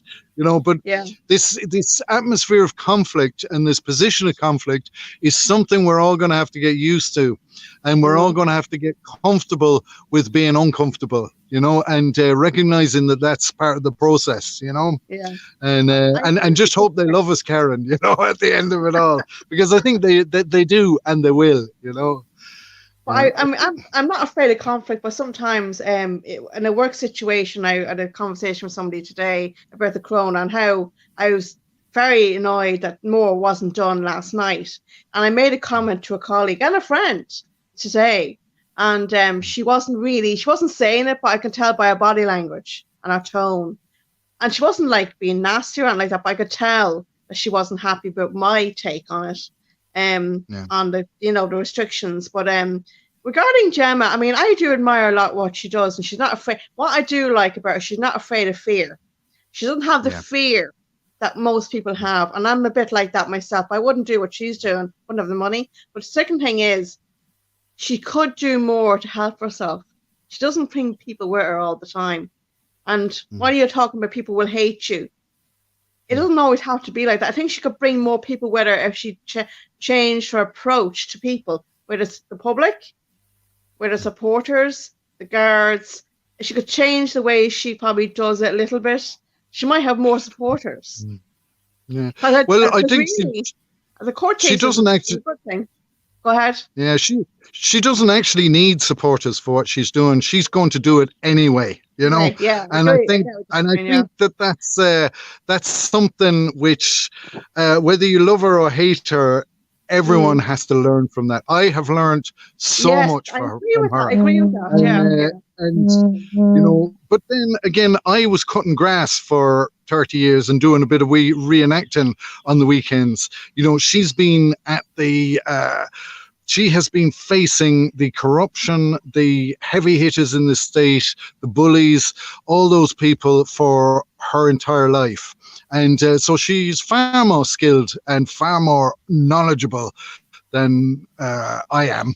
And so, you know, I think from my own perspective is that we don't understand what she's doing a lot of the time, you know, but she's going to do it anyway. And in my opinion, she has to do it, you know, but whether we like it or not, and, you know, you have to, well, I admire that anyway, you know. I do. I agree. It was a bit like feeling the fear and doing it anyway. I do get what you're saying, because that's what I liked about her in the beginning, because she hadn't got the fear that most people would be, even standing up to Google or standing up to corruption, whatever it is that she was going on about at the time. And what she's doing now, it takes a lot of guts to do it. Apart from the money aspect of it, it's like, how do we take that and run with it ourselves and still protect our own spirit? Because sometimes this can be a lonely place. While I have, say, Connor and Cottle to talk to and bounce ideas off, and we can, you know, argue and still be friends, it's still a lonely place if you are. What? After a couple of days. After a couple of days, we fall out. Can you hear me, David? I can. Yeah. Is it low? Is it really low, David? No, it's intermittent for some reason. It's just a little bit scrambly, like. Yeah. We've got to get used to being. We've got to not take ourselves so. Men find it hard to laugh at themselves, especially young men. You know, and now having been married for 25 years, I find it easy to laugh at myself now. You know, but I think that we have to get used to. You know, not taking ourselves so seriously. I'm not talking about you, Connor, but amongst ourselves, you know, to not to be so defensive, you know. And the thing is, we've all got to grow up a bit, you know. That's the other thing we have to do, you know. I just find it sometimes very isolating, even when it's normal time. But when it's at this time when we're going through like a lockdown and we can't really see each other in the person, it's more isolating, because I try and meet people after work and go and see other members like I did on Thursday night and have a coffee. If I don't have that, I find that very, very soul destroying, because you're not linking. It's okay doing this, Skyping, and it's important, we need to keep doing, but I think person to person contact, we can't lose that, even when there's a lockdown. Yeah, and especially as nationalists, we need each other the whole time, and the social aspect of, you know, being in each other's company, exchanging ideas, just having a chat over coffee is very important, because if we lose that, it leads to depression, you know. I saw you teeing that up, Karen. I saw you teeing that up. How did it go? I saw you organising the chat on Monday. Oh, sorry. Oh, you mean like for the yellow vests? No, the one where you met with Oisín and some other guys on Thursday. How did it go? What happened on Thursday? Oh yes, on Thursday. Sorry. I met with Oisin and his dad. They're both members, obviously, and 2 other members joined us. But a lot of the members didn't want to come out of fear, either fear of catching something or fear of the guards. To me, we have to see past the fear. Because you go for coffee with... Let's talk about the positives. How did it go? Tell me about the positives of meeting. Oh, we spoke about... I mean, we spoke... Where did you, okay, well, don't give me the exact location. No, I know. Actually, I know where you came from. Actually, I want to say this earlier as well, and I was saying this to Cottle before I came on. The motivation amongst the patrons is actually quite low. Now, I know me and you are always talking to each other, but I found some of the commons, unlike ours, is not as active as it could be. And I know we can't really go out, but I'm trying to kind of encourage the other members in another common to start thinking about, doing different things behind the scenes to get ready. Can I interrupt for 1 second? Because I'm going to ask you, if you talk about what was good about what happened with your meeting, then that's the best way to encourage the other commons to. So, like, we need to highlight and focus on what we're doing that's positive and successful, but not just say it was positive and successful. Go into detail about it. I mean, obviously, you're not going to mention the names, but tell me. Yeah, no, I don't want to mention names or common. Summary of the feeling of that meeting that you had on Thursday night and what was discussed and what was concluded. It doesn't have to be warts and all. Yeah. Well, I suppose the people that are willing to come out first of all, but also meeting face to face, the social aspect of, meeting with friends who are like-minded like you, because you won't get that in your personal life all the time or also catching up, exchanging ideas, and also showing what you're doing could help share the ideas with the other members, which I did. Sorry? What did you talk about? What did you guys talk about? The things we're doing in the Drogheda Common, trying to encourage the other common member to embrace them and show what can be done in their own common, because it's a little bit inactive and the communication isn't as great. Mm-hmm. And I'm a big believer in communication. I think it's very important that we continuously talk to each other, even when it's quiet. What are you doing in the Drogheda Common? What is? Oh, well, basically, apart from having the Drogheda Patriots channel, which is Cottle's baby, we're designing a newsletter, which is up and running pretty much now. Another how many pages? It's only 4 pages. Well, see, the Drogheda Common is 4 pages. Wait, that's a triumph. I mean, stick your hand up. What? That's a triumph. It's an achievement. Stick your hand up and take the credit. It's an achievement. But it's to me, okay. But it's like a team effort. I know me and Cotler kind of. It's an achievement for the team. Organizing it, but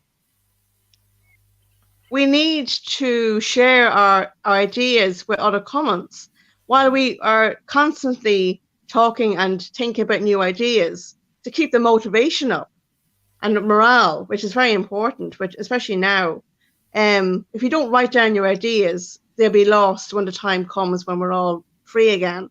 The other thing is, obviously the newsletter itself, even though it's quite small, it's an introductory, an extension of what Cottle is trying to do. Well, he has his own leaflet, his post-election leaflet, which is very important. The newsletter is an introductory to the party itself. So when we're out in a couple of weeks, hopefully, we can give that to the member of the public, as well as the leaflet. And to me, that's this is who we are. We're now in Drogheda, we're now in Louth, and we're saying this is who we are as a party. But we need to share those ideas with other commons, because I'm finding in the last month that that's not getting through, that the commons are kind of falling away. And if we're not motivated ourselves, it'll show when we're going to the public. It will show in our body language. It will show in our what we're not saying to the public. It will show the fact that we're not even out and about. Because sometimes, and I found in the past, in the last party I was in, that you look at a party, you'll see one branch doing something and the rest of the branches not doing anything, and that confuses the public. You will see activity here but not up somewhere else. And I think you don't gain members or the public's support or interest if only one comment or two comments or are only active. It has to be consistency. If there's no consistency, you don't garner any support. And I think I don't know, for Herman or Dolores, maybe check in with the Commons now before the lockdown ends and see what are you actually doing to get ready for a post-election campaign. Because before all this started, the Commons were having they were encouraged to have a post-election campaign, and I have to say I agree with that, because we're not known in this on the ground. In Facebook, yeah, in Twitter, yes. If I go out to my street today, if I said, who's the Freedom Party, people won't even know who we are, and that has to change. So what do we do about it? Sitting feeling sorry for ourselves in our houses and trying to hopefully get free again is not going to change anything. If you actually act on your ideas and get ready, the props ready, the leaflets, the surveys, the newsletters, the table, a plan, a canvassing plan, that starts off straight away. Because even though we're looking at a government saying it might form, it might not, you're still going to have to have a canvassing plan. And you have to be ready, because that could happen. I mean, we could be free hopefully in 2 weeks or even a month from now. And if you're not ready, you're going to be fumbling around in the darkness, and motivation is very easy to lose. Now it's a good time to be recruiting people. What? Now is a fantastic time to be recruiting people. Oh, absolutely. Yeah, I can talk, Conor, about the Galway group. We have there was a disappointment that energy. People have a lot of pent up energy, wanting to they want to be part. They're ready to go, and Galway has a lot of good guys. We're now Glórtha probably does have too, but we're lucky in what we have. But what we have been doing is setting the culture and the tone of our group.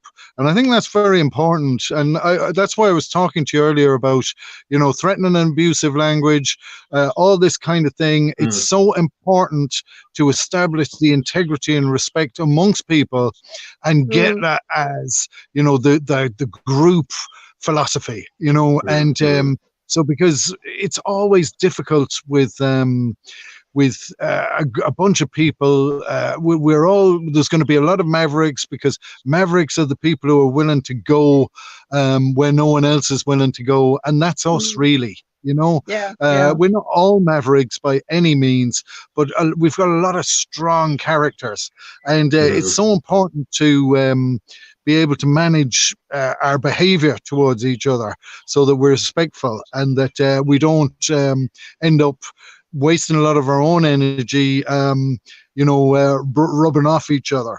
So that's one of the things. Secondly, is to set up meetings, and we've had a couple of meetings, in fact, and one of the things which happened at our last meeting was that most of the guys ended up having, not very, very big on social distancing and the rest of it, but one of our guys really was, and was wearing a mask and everything. So instantly we had to avoid having a big argument about what do we all do. Do we all wear a mask, or we do? And the great thing was, we got to the point where we could say, look, we don't need to have a policy about this. We just accept that we feel differently about this, and we get onto the discussion, and being able to tolerate difference amongst each other, and be able to not having to, recognize the thrust of what we're doing. And not get stuck on details, and feeling that we have to sort everything out, or to come up and to work out how we're going to work together with our differences. So, and I think we've done fairly well at that.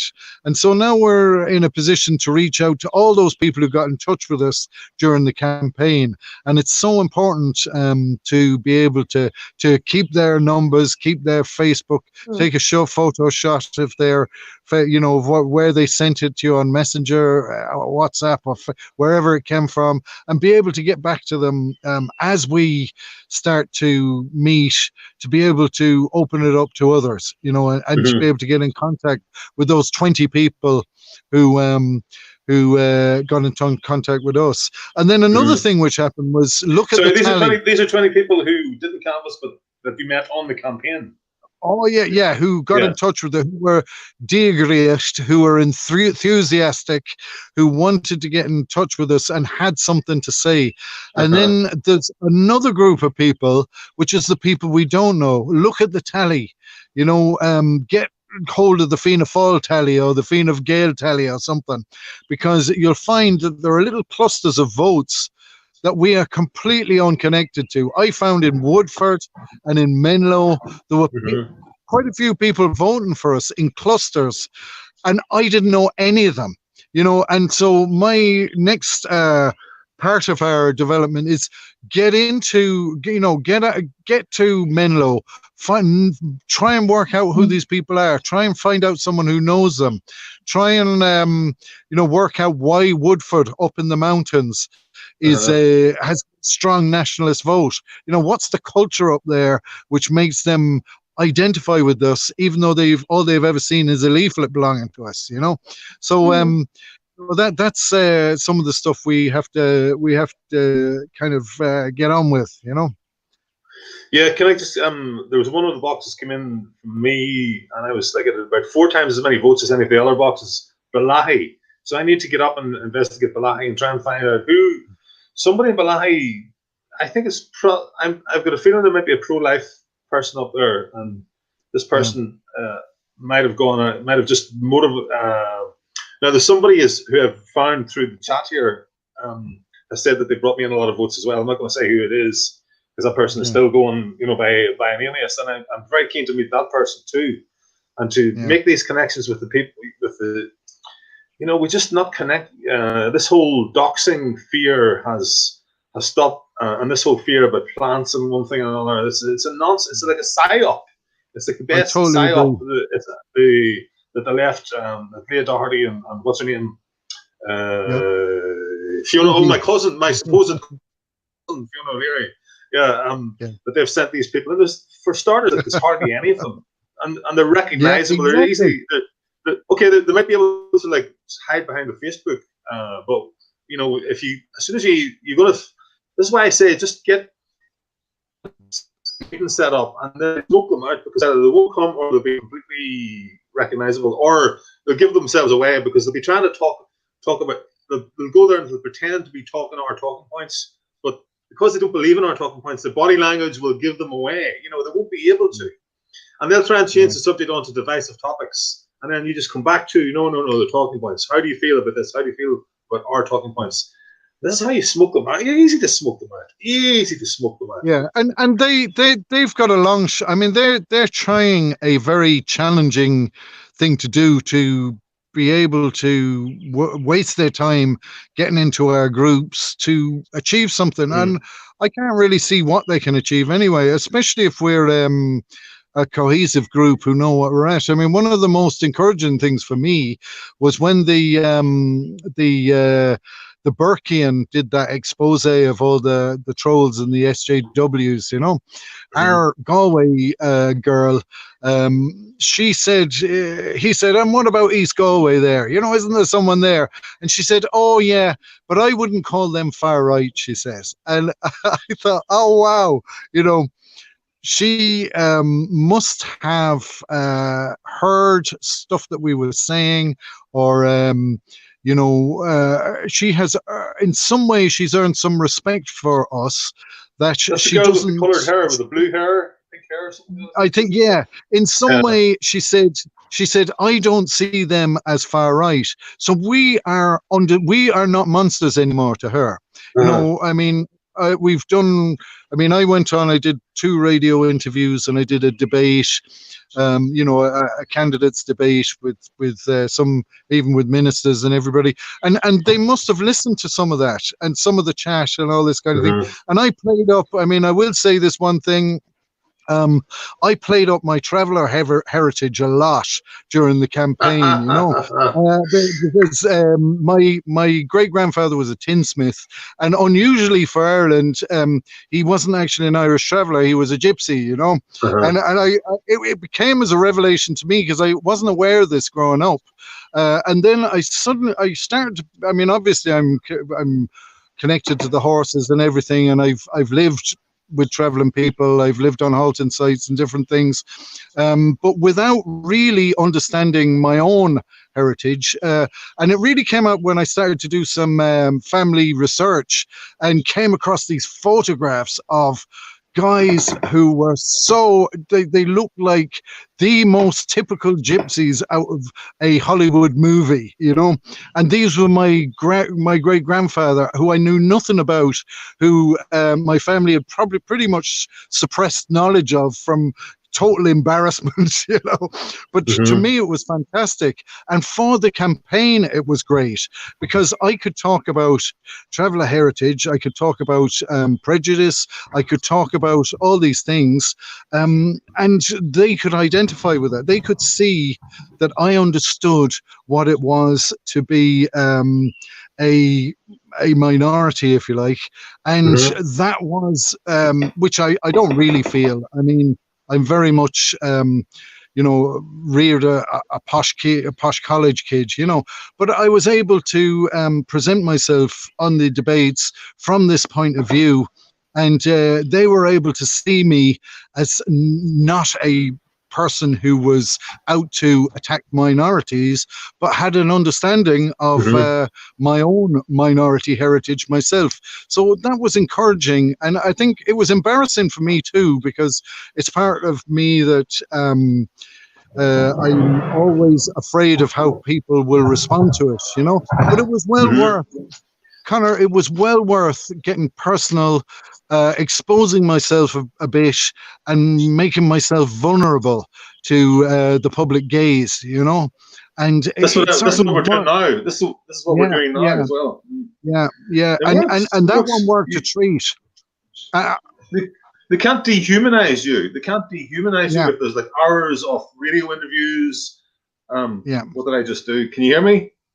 Yeah. Yeah. You can still hear me. We can hear you. We just can't see you. Yeah, I don't know what happened. Let me turn on the light and see if that makes a difference. Yeah.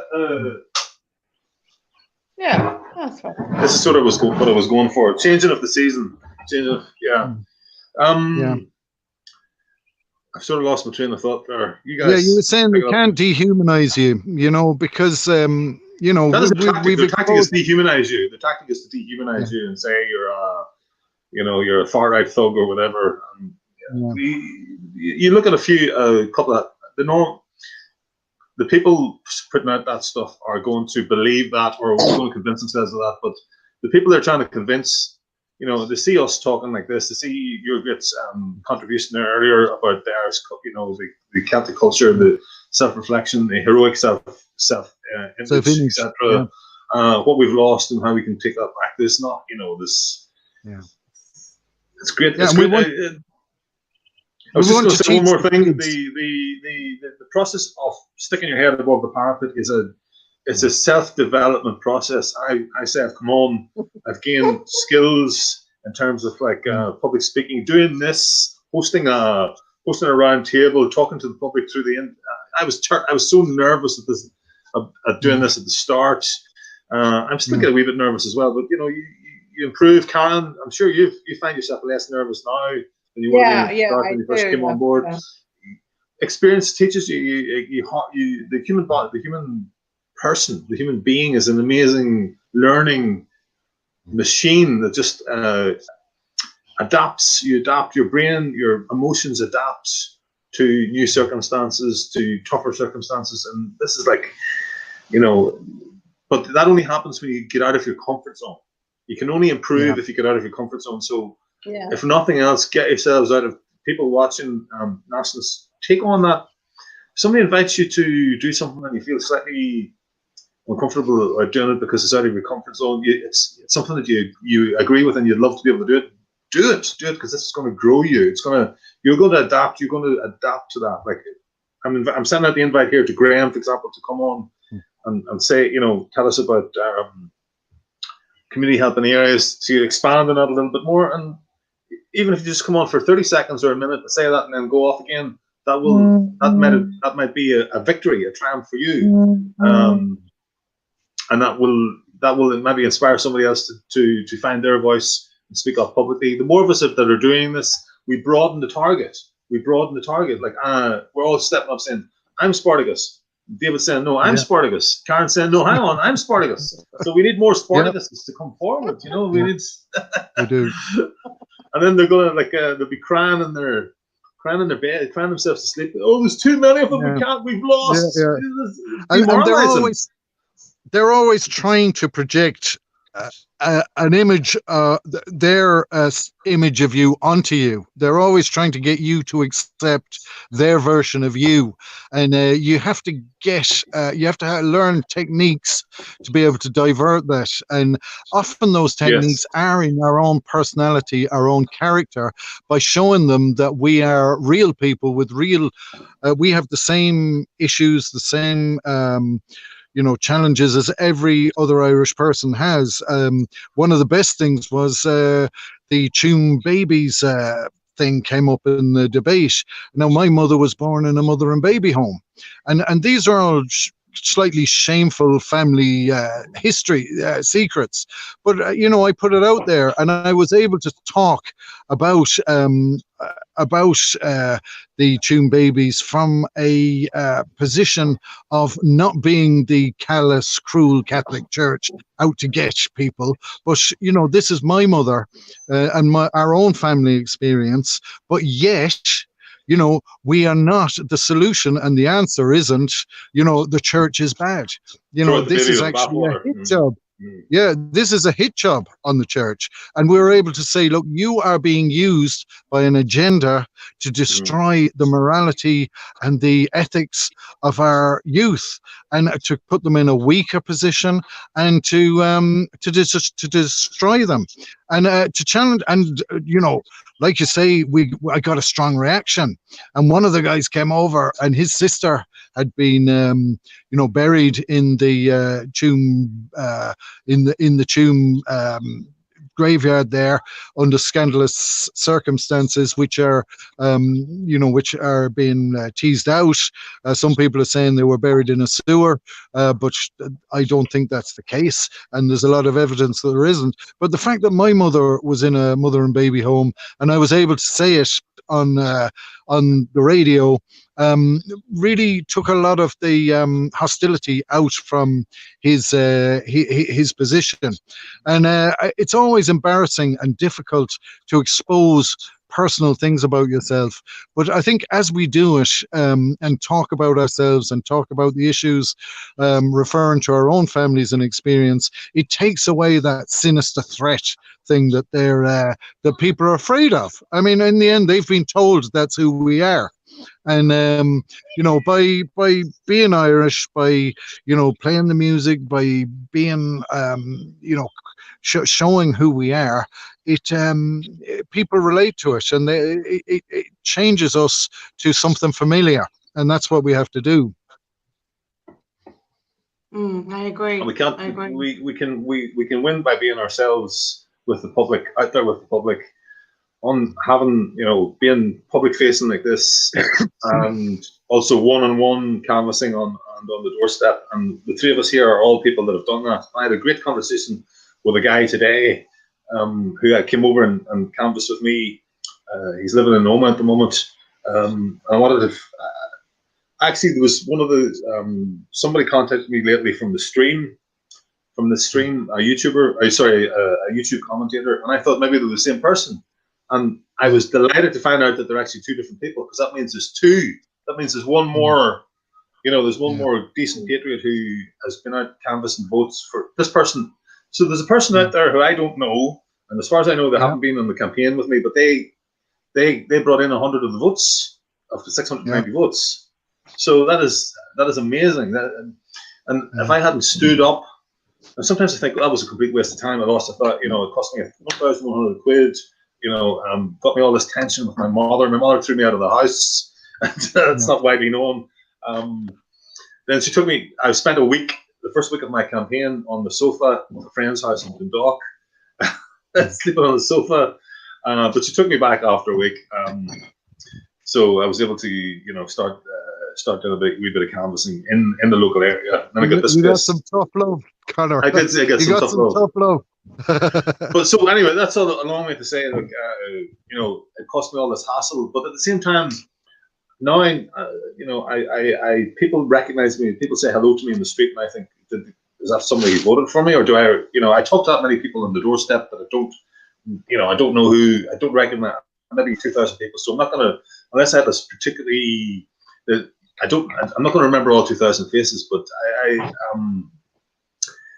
what I'm saying is, like, if I hadn't, there's a movement, there's something that started here. There's something that started, stirred the pot, stirred the pot, and started something in this area that spreading out from this area, and that's. So whether it's like dropping a few leaflets through doors in whatever country, and even if there's no candidates, or just meeting with people, it's all part of it creates something, and you get to develop yourself as well. You develop your argument. To be honest, like, this is far harder for me talking to an audience than just talking one-on-one, because one-on-one's just personal. One-on-one on doorstep, it's personal. It's just being yourself. Yeah, you're asking people, how you doing? Can I talk to you about the election that's coming up? I wanted to introduce myself. Off you go. That's actually easier to learn. That's an easier skill, because it's just talking to people one-on-one. Go ahead. Yeah. Well, we have different personalities, and I actually find it easier to talk to a crowd than an individual, because for me the intimacy is difficult, and complementary skills. Complementary skills. Yeah, exactly. Yeah. So Gemma knows, for example, Gemma has the knowledge about the standing up in front of loads and loads of people and talking. Because that's not threatening to me, But like you say, the intimacy of a one-to-one conversation, I found a little bit hard at times, Yeah. Complementary skills. Yeah. I was going to ask, how do we encourage? I'm the only woman in this conversation tonight. How do we encourage women to get more involved in this kind of work? I find it's not happening enough. And I know Connor asks the women, but there's no response, except maybe me if I'm available. What I'm saying is, it doesn't seem to happen as often, whereas the men would, Yeah, I get you. I hear it, and I think us men have to shut up sometimes and listen, and I think that we may not be good at creating that environment. I know in my chat, all our women left in Galway, and I think there are reasons, and they all left for different reasons. But it's something we have to, and I don't blame myself for that, but I think that we need to listen, and I think that we need to create. I'll tell you one thing that happens when we're doing, because I do a little bit of acting or movie stuff occasionally, and what happens on a set is that all these people create an environment where an actor can go on and do something really personal, and I think women need that space to talk personally, and I think you were brave enough or did it tonight for what Karen, when you started talking about your family and you started talking about those issues, and I recognize this is an important thing that I wouldn't say, so because it's women need to talk about stuff and women are interested in what women have to say, whereas and they apparently according to the statistics, they talk a lot more than men talk, so I think it's important for conversational stuff and for us to create an environment where women can express women's stuff, and that it's given it's respected as being important, But I mean, Connor had a group for women and men, and then it mixed, and then the women fell away anyway. So I don't know what it is. I don't know if it's a confidence. I don't know what it is. I mean, don't put too much importance in that. It's probably because I'm such a terrible anti-women person. I don't feel you're anti-women. I'm a woman. No, I'm joking. Obviously, no, but don't worry too much about that. What do you think, Karen? What do you think, Karen? Carry on telling us what you think. Well, why do you think that happened? I actually don't know what the answer is, because I mean, activism, if you go back 5 years ago, women became the forefront of activism on the water charges. So they're not afraid of coming out talking in front of everybody. And that was like, party and non-party. So I don't know what has happened in this kind of medium, that they don't want to talk in this medium. And I have to say, it is intimidating. It is intimidating at times, because if you go up against, say, someone you deemed intelligent, like a leader, like, in a party or whatever, and you think, oh God, what'll I say? It looks really stupid in comparison to what that person's saying. But I think the more we do, the more confident, the more things we can say to each other anyway. But how do we encourage women to get onto this medium? Because that's all we have at the moment. You're doing it, Karen. Yeah, but I'm only one woman compared to other. No, but I mean, you're saying, how do we encourage? And I'm saying you're encouraging women to be on this medium. Yeah. Because by being here, you're doing it. I'll answer that. I'll answer why I think women left our chat. And after the last lady left, I said, "Oh no, we've lost all our women," And it was like, we do need women. Men need women, And I think we have them again. Well, I kind of know the first person who left because the chat had a level of aggression, and she just didn't want to be associated with a whole load of with vulgar and with vulgar talk, and it wasn't her thing, and she also had a position, and this was a professional lady, and she was just I'm better off out of this because I can't be associated with this nonsense. So we had to tidy up our we had to create a pub rules in the chat. We had to establish a philosophy of and a code of conduct. And then the other lady was doing quite a lot of of what the other lady was annoyed left for. She was quite able to speak up and quite free with her tongue, and in the end, she didn't appreciate being told to didn't appreciate. Didn't want the rules. Didn't want to follow rules. So she stormed off. She did the she left us, and we said no, please come back, but she went, and but she's still part of our movement. I still respect her judgment. I still want to know what she has to say, because she knows the local conditions and what's going on far better than anyone else. And I will go cap and cheek, and I will ask her, please forgive me, I know this wasn't the place, but could you please give me the benefit of your information, because you're an important part of what we have, And I got on to the other girl and said, look, we recognize the reasons why you left, and we're dealing with them. And she was very positive.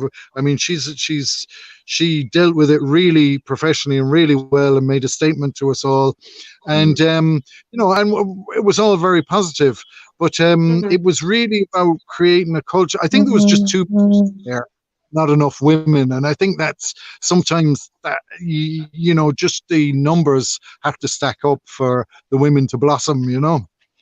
Yeah, so I find that sometimes women are. I don't know if they relate. Maybe they relate better to female. I don't mean that against Conor, because Conor's doing all this work regularly. but maybe they relate maybe to a female host. What do you think? I don't know. Maybe they'll draw them out better. A female host. Huh? Yeah. Start up a channel. That's for sure. Start up a channel. You know. Start up one of these channels and get the women talk. Make that your project. Get the women of the movement opening up and talking. Can you hear me okay, guys? Yeah, I can. But yeah, we can hear you. You're saying, because I was going to say, remember the last time we were on, and another lady was on, and I was saying, like, women find it hard to say yes when they're asked to step up to the plate to become a candidate, where a man doesn't. They say yes, and they don't have to worry about too much.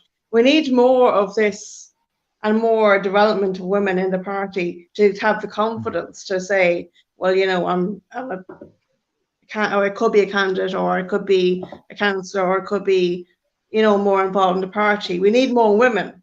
Now, I know we only 3 candidates, and that wasn't our fault. We had to go where we had. But the next time we're going for election, we need to see a good balance of men and women running in the party. Would you be in favour of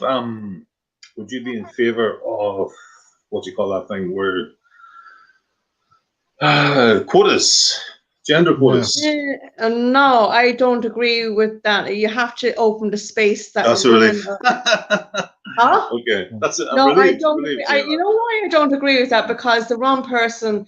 I wouldn't like to get a position in 100%. as a councillor or a TDE because I'm a woman. I have to get it because I deserve to be there.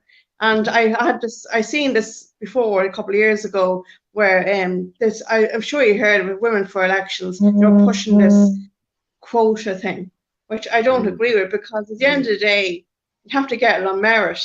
So if we all ran in the next election, and I ran as well, and we had a number of women, the women should, based on their campaign and what the work they've done in the community and what vote came up, they should be there because they deserve to be there. And based on the vote, obviously, to get into TD, to get into the role, you know, we should be there for the good reason, not because we have a gender quota. If Herman turned around and said we need more women, but we'll make sure there's enough women with the men, but the women are getting it because they're women, that's wrong. That's wrong. Okay, and okay. I just wanted to clarify that. Huh? What? I just wanted to clarify that. Okay, oh, absolutely. That's why I don't agree with that at all. It's too that's easy great. to huh? No, that's good. I like that.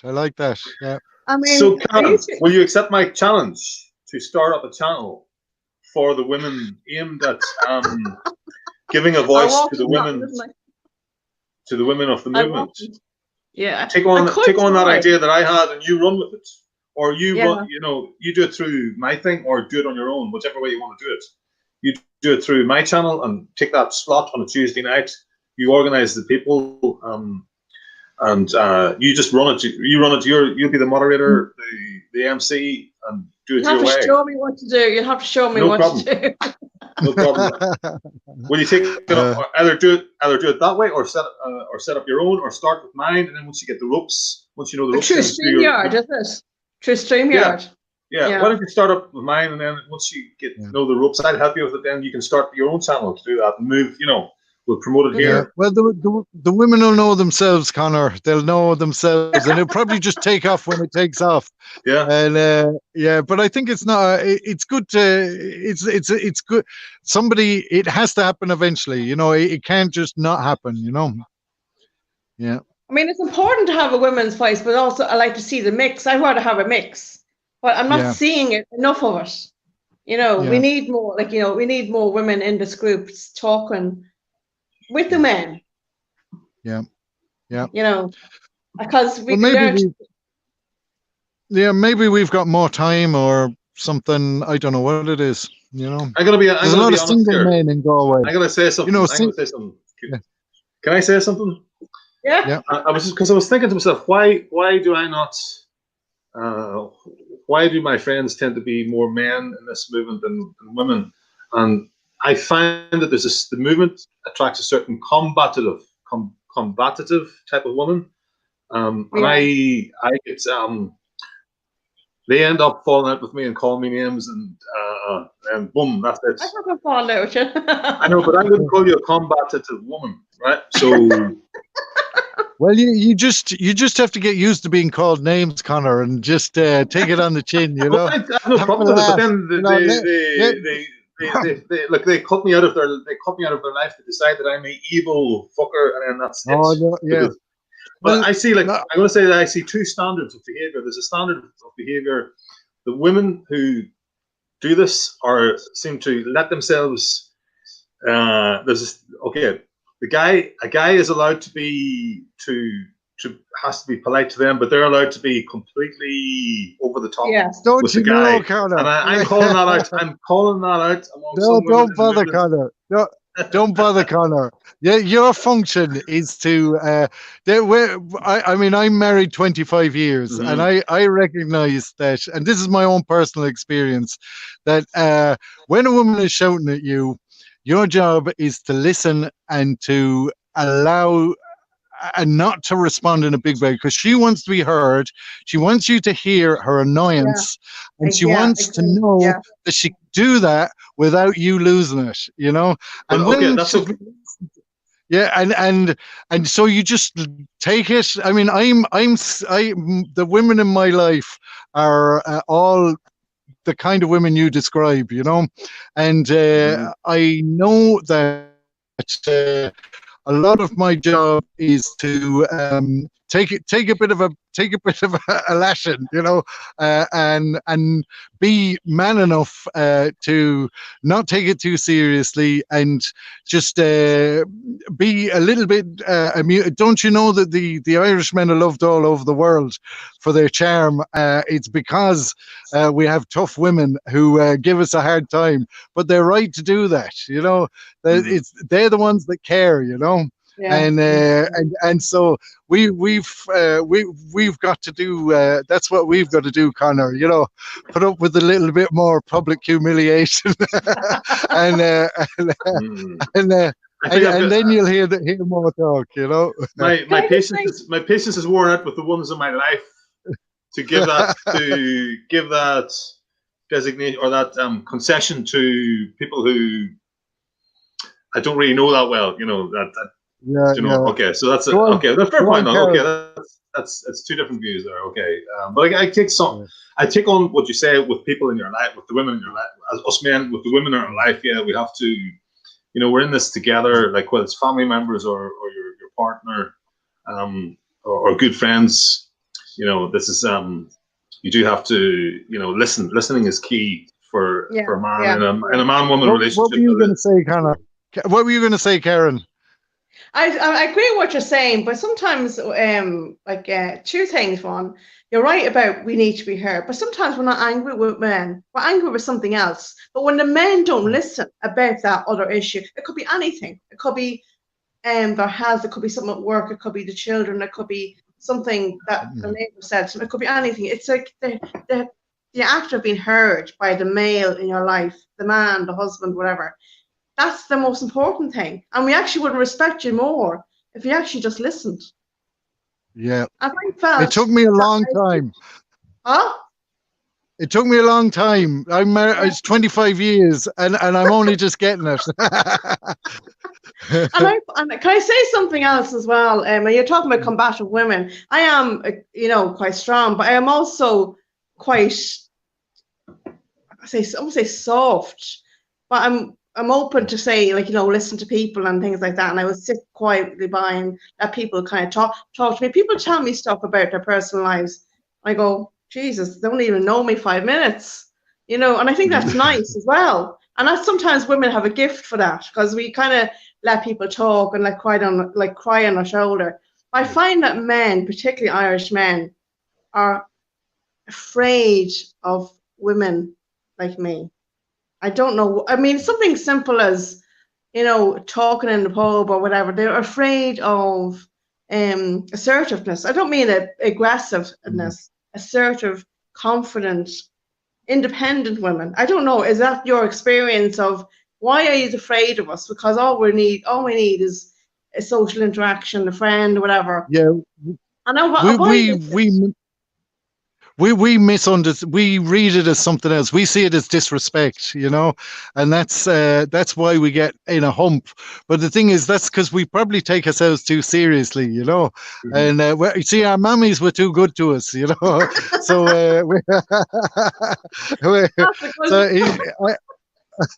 I was saying last night, I said it a few times, I'd rather be the son of an Irish mammy than the husband of one, And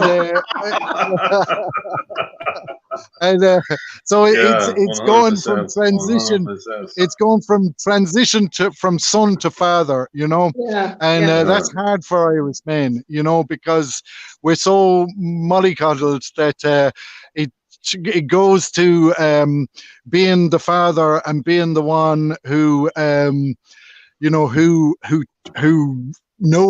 well, it can be a lonely place, and yeah, it is, very difficult. And so that's why we struggle with growing up. But I saw in the chat there, someone says, we see who wears the trousers in Dale's life, and somebody was saying that in the chat. But if you talk to you only give her that impression, David. You give her that impression. And then well, she would if she was to, yeah. Well, I get a lot of freedom, and. But she would tell you that actually he gets a lot of his own way, but I get a lot of my own way because I give her a lot of her. She gets a lot out of it too, so we and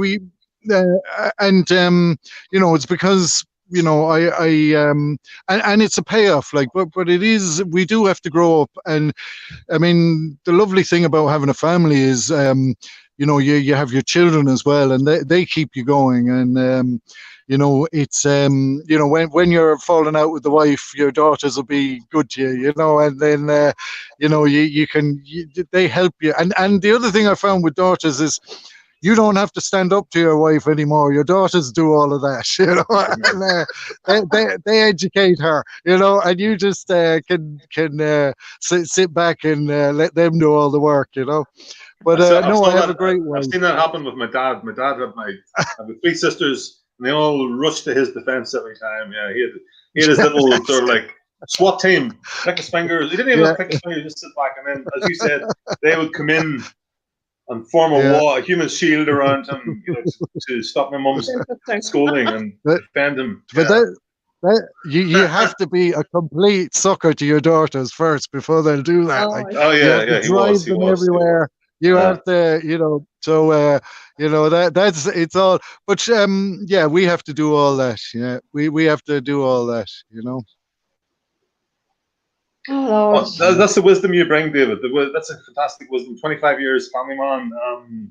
It's something that's missing in the other, the older man, voice, the voice of the older guy the patriarch who's made it through 25 years, I think he said. Married 25 years. Yeah, I'm married 25 years. I'm married 25 years this year. I have 4 children. Most of them are adults now, and I reared 2 foster children as well. So, I have a lot of experience of all of this. I mean, and these were guys who,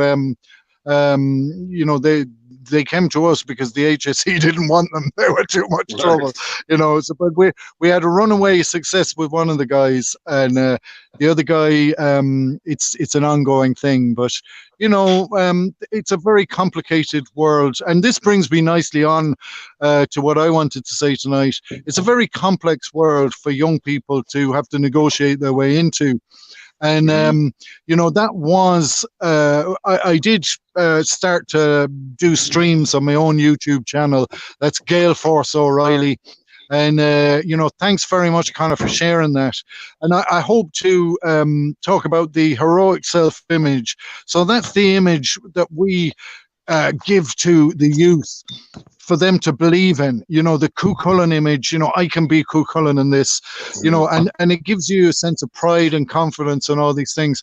So I wanted to do that and share our cultural iconic images bring you on a Irish chariot like Cuchulainn thundering along, and actually you be able to watch me drive the ponies and see them, leaping around and the rest of it, and really feel what it is to be on an Irish chariot from the Táin. And also to go out on the sea in Galway Hooker. I restored a small Glórtha, and just to go out and show people cultural icons and let people learn from their heritage and what is so great about it. And so I hope people will do that with me, and and I can share that and talk to them about the lessons to be learned, because in the end we need Irish people to multiply, to believe in themselves, to marry, and to have children, and that's the aim of it all, and to have children that are proud of who they are and confident in who they are, and that's what it's all about. Yeah. Fantastic. I think that's a good restatement of our aims and why we're all doing this, to continue our culture, to keep our families going, to to leave something behind. So on that note, it might be a good. We'll just come up to the 2.5 hour mark. Shall we wrap up? Yeah. Oh, wow. Yeah, let's wrap up. Yeah, thanks. Yeah, we should. Bit of a marathon. Yeah. Much appreciated, Dave. Much appreciated for coming on, and Karen. Much appreciated. Oh, you're welcome. I love coming on. Everything. Yeah. Yeah, we did. I had a bit of a headache coming on, so I was kind of going, straining to go. But I'm delighted now. We did 2.5 hours, and we got going well. Fair play to you, Karen. Thank you. Great to meet you. Finally. Good to meet you too. Yeah, that's right. Yeah, I can see them. Paul is saying marriage is for life. Choose correctly to many families, broken divorces in society today, and that's true. Yeah, we need to, and I will say this, let's build strength. I have had a success, but let's say there's no guarantees. After this could be my last year of marriage for all I know, and there was no but I don't think so. But what I'm saying to you is there's always a risk, but the thing is to manage those risks, and it always falls to pieces, but be able to pull it back again. That's the important thing. Commitment. It's not about my message about family is it's not about how you feel. It's not about how loved you feel, because as you grow up and turn from being a spoiled son into a father who has to take responsibility, you don't often feel loved, but it's all about the commitment you've made, and the commitment is marriage is a commitment, and family is a commitment, and that's what gives you your best chance, So that's what I feel, and that's what I want to talk about in the streams. But yeah, thanks, guys. I'll put the link to this channel in the comments below. Like, share, comment, and subscribe, and hit the wee bell for notifications. And thanks for welcome to anybody new watching this back later on. Go on ahead, David. And I'll be singing some of those Bowron songs as well. Good singing stuff, and drumming and chanting. Each live stream I'll do some kind of song. So here, guys, thanks. Thanks, Connie. You're saying something about Bowron, did you? Bowron, yeah. Oh, you play on the drum. Yeah. He sings and chants. Yeah, he plays and chants. Check out his videos. And I did that outside Google there the first time. I sang a few songs for Gemma outside Google, and they went down well. And I have never been able to reproduce that level of attention. I thought it was going to be real easy, because we've got some thousands and thousands of views outside Google, and even the returning officer recognized me from outside Google, and I just felt this was onwards and upwards. But actually, it's quite hard to reproduce that kind of forum, and it's good, and that's why it's important to walk into them, to walk into those scary challenges. Yeah. Good. Stay. I'm going to end the stream. Stay on David, yeah. So I'm just going to say bye to the stream. Sorry, bye to the chat. Bye, See you next time, guys. Much appreciated. Bye, David. Okay, you are good. Fun, Karen.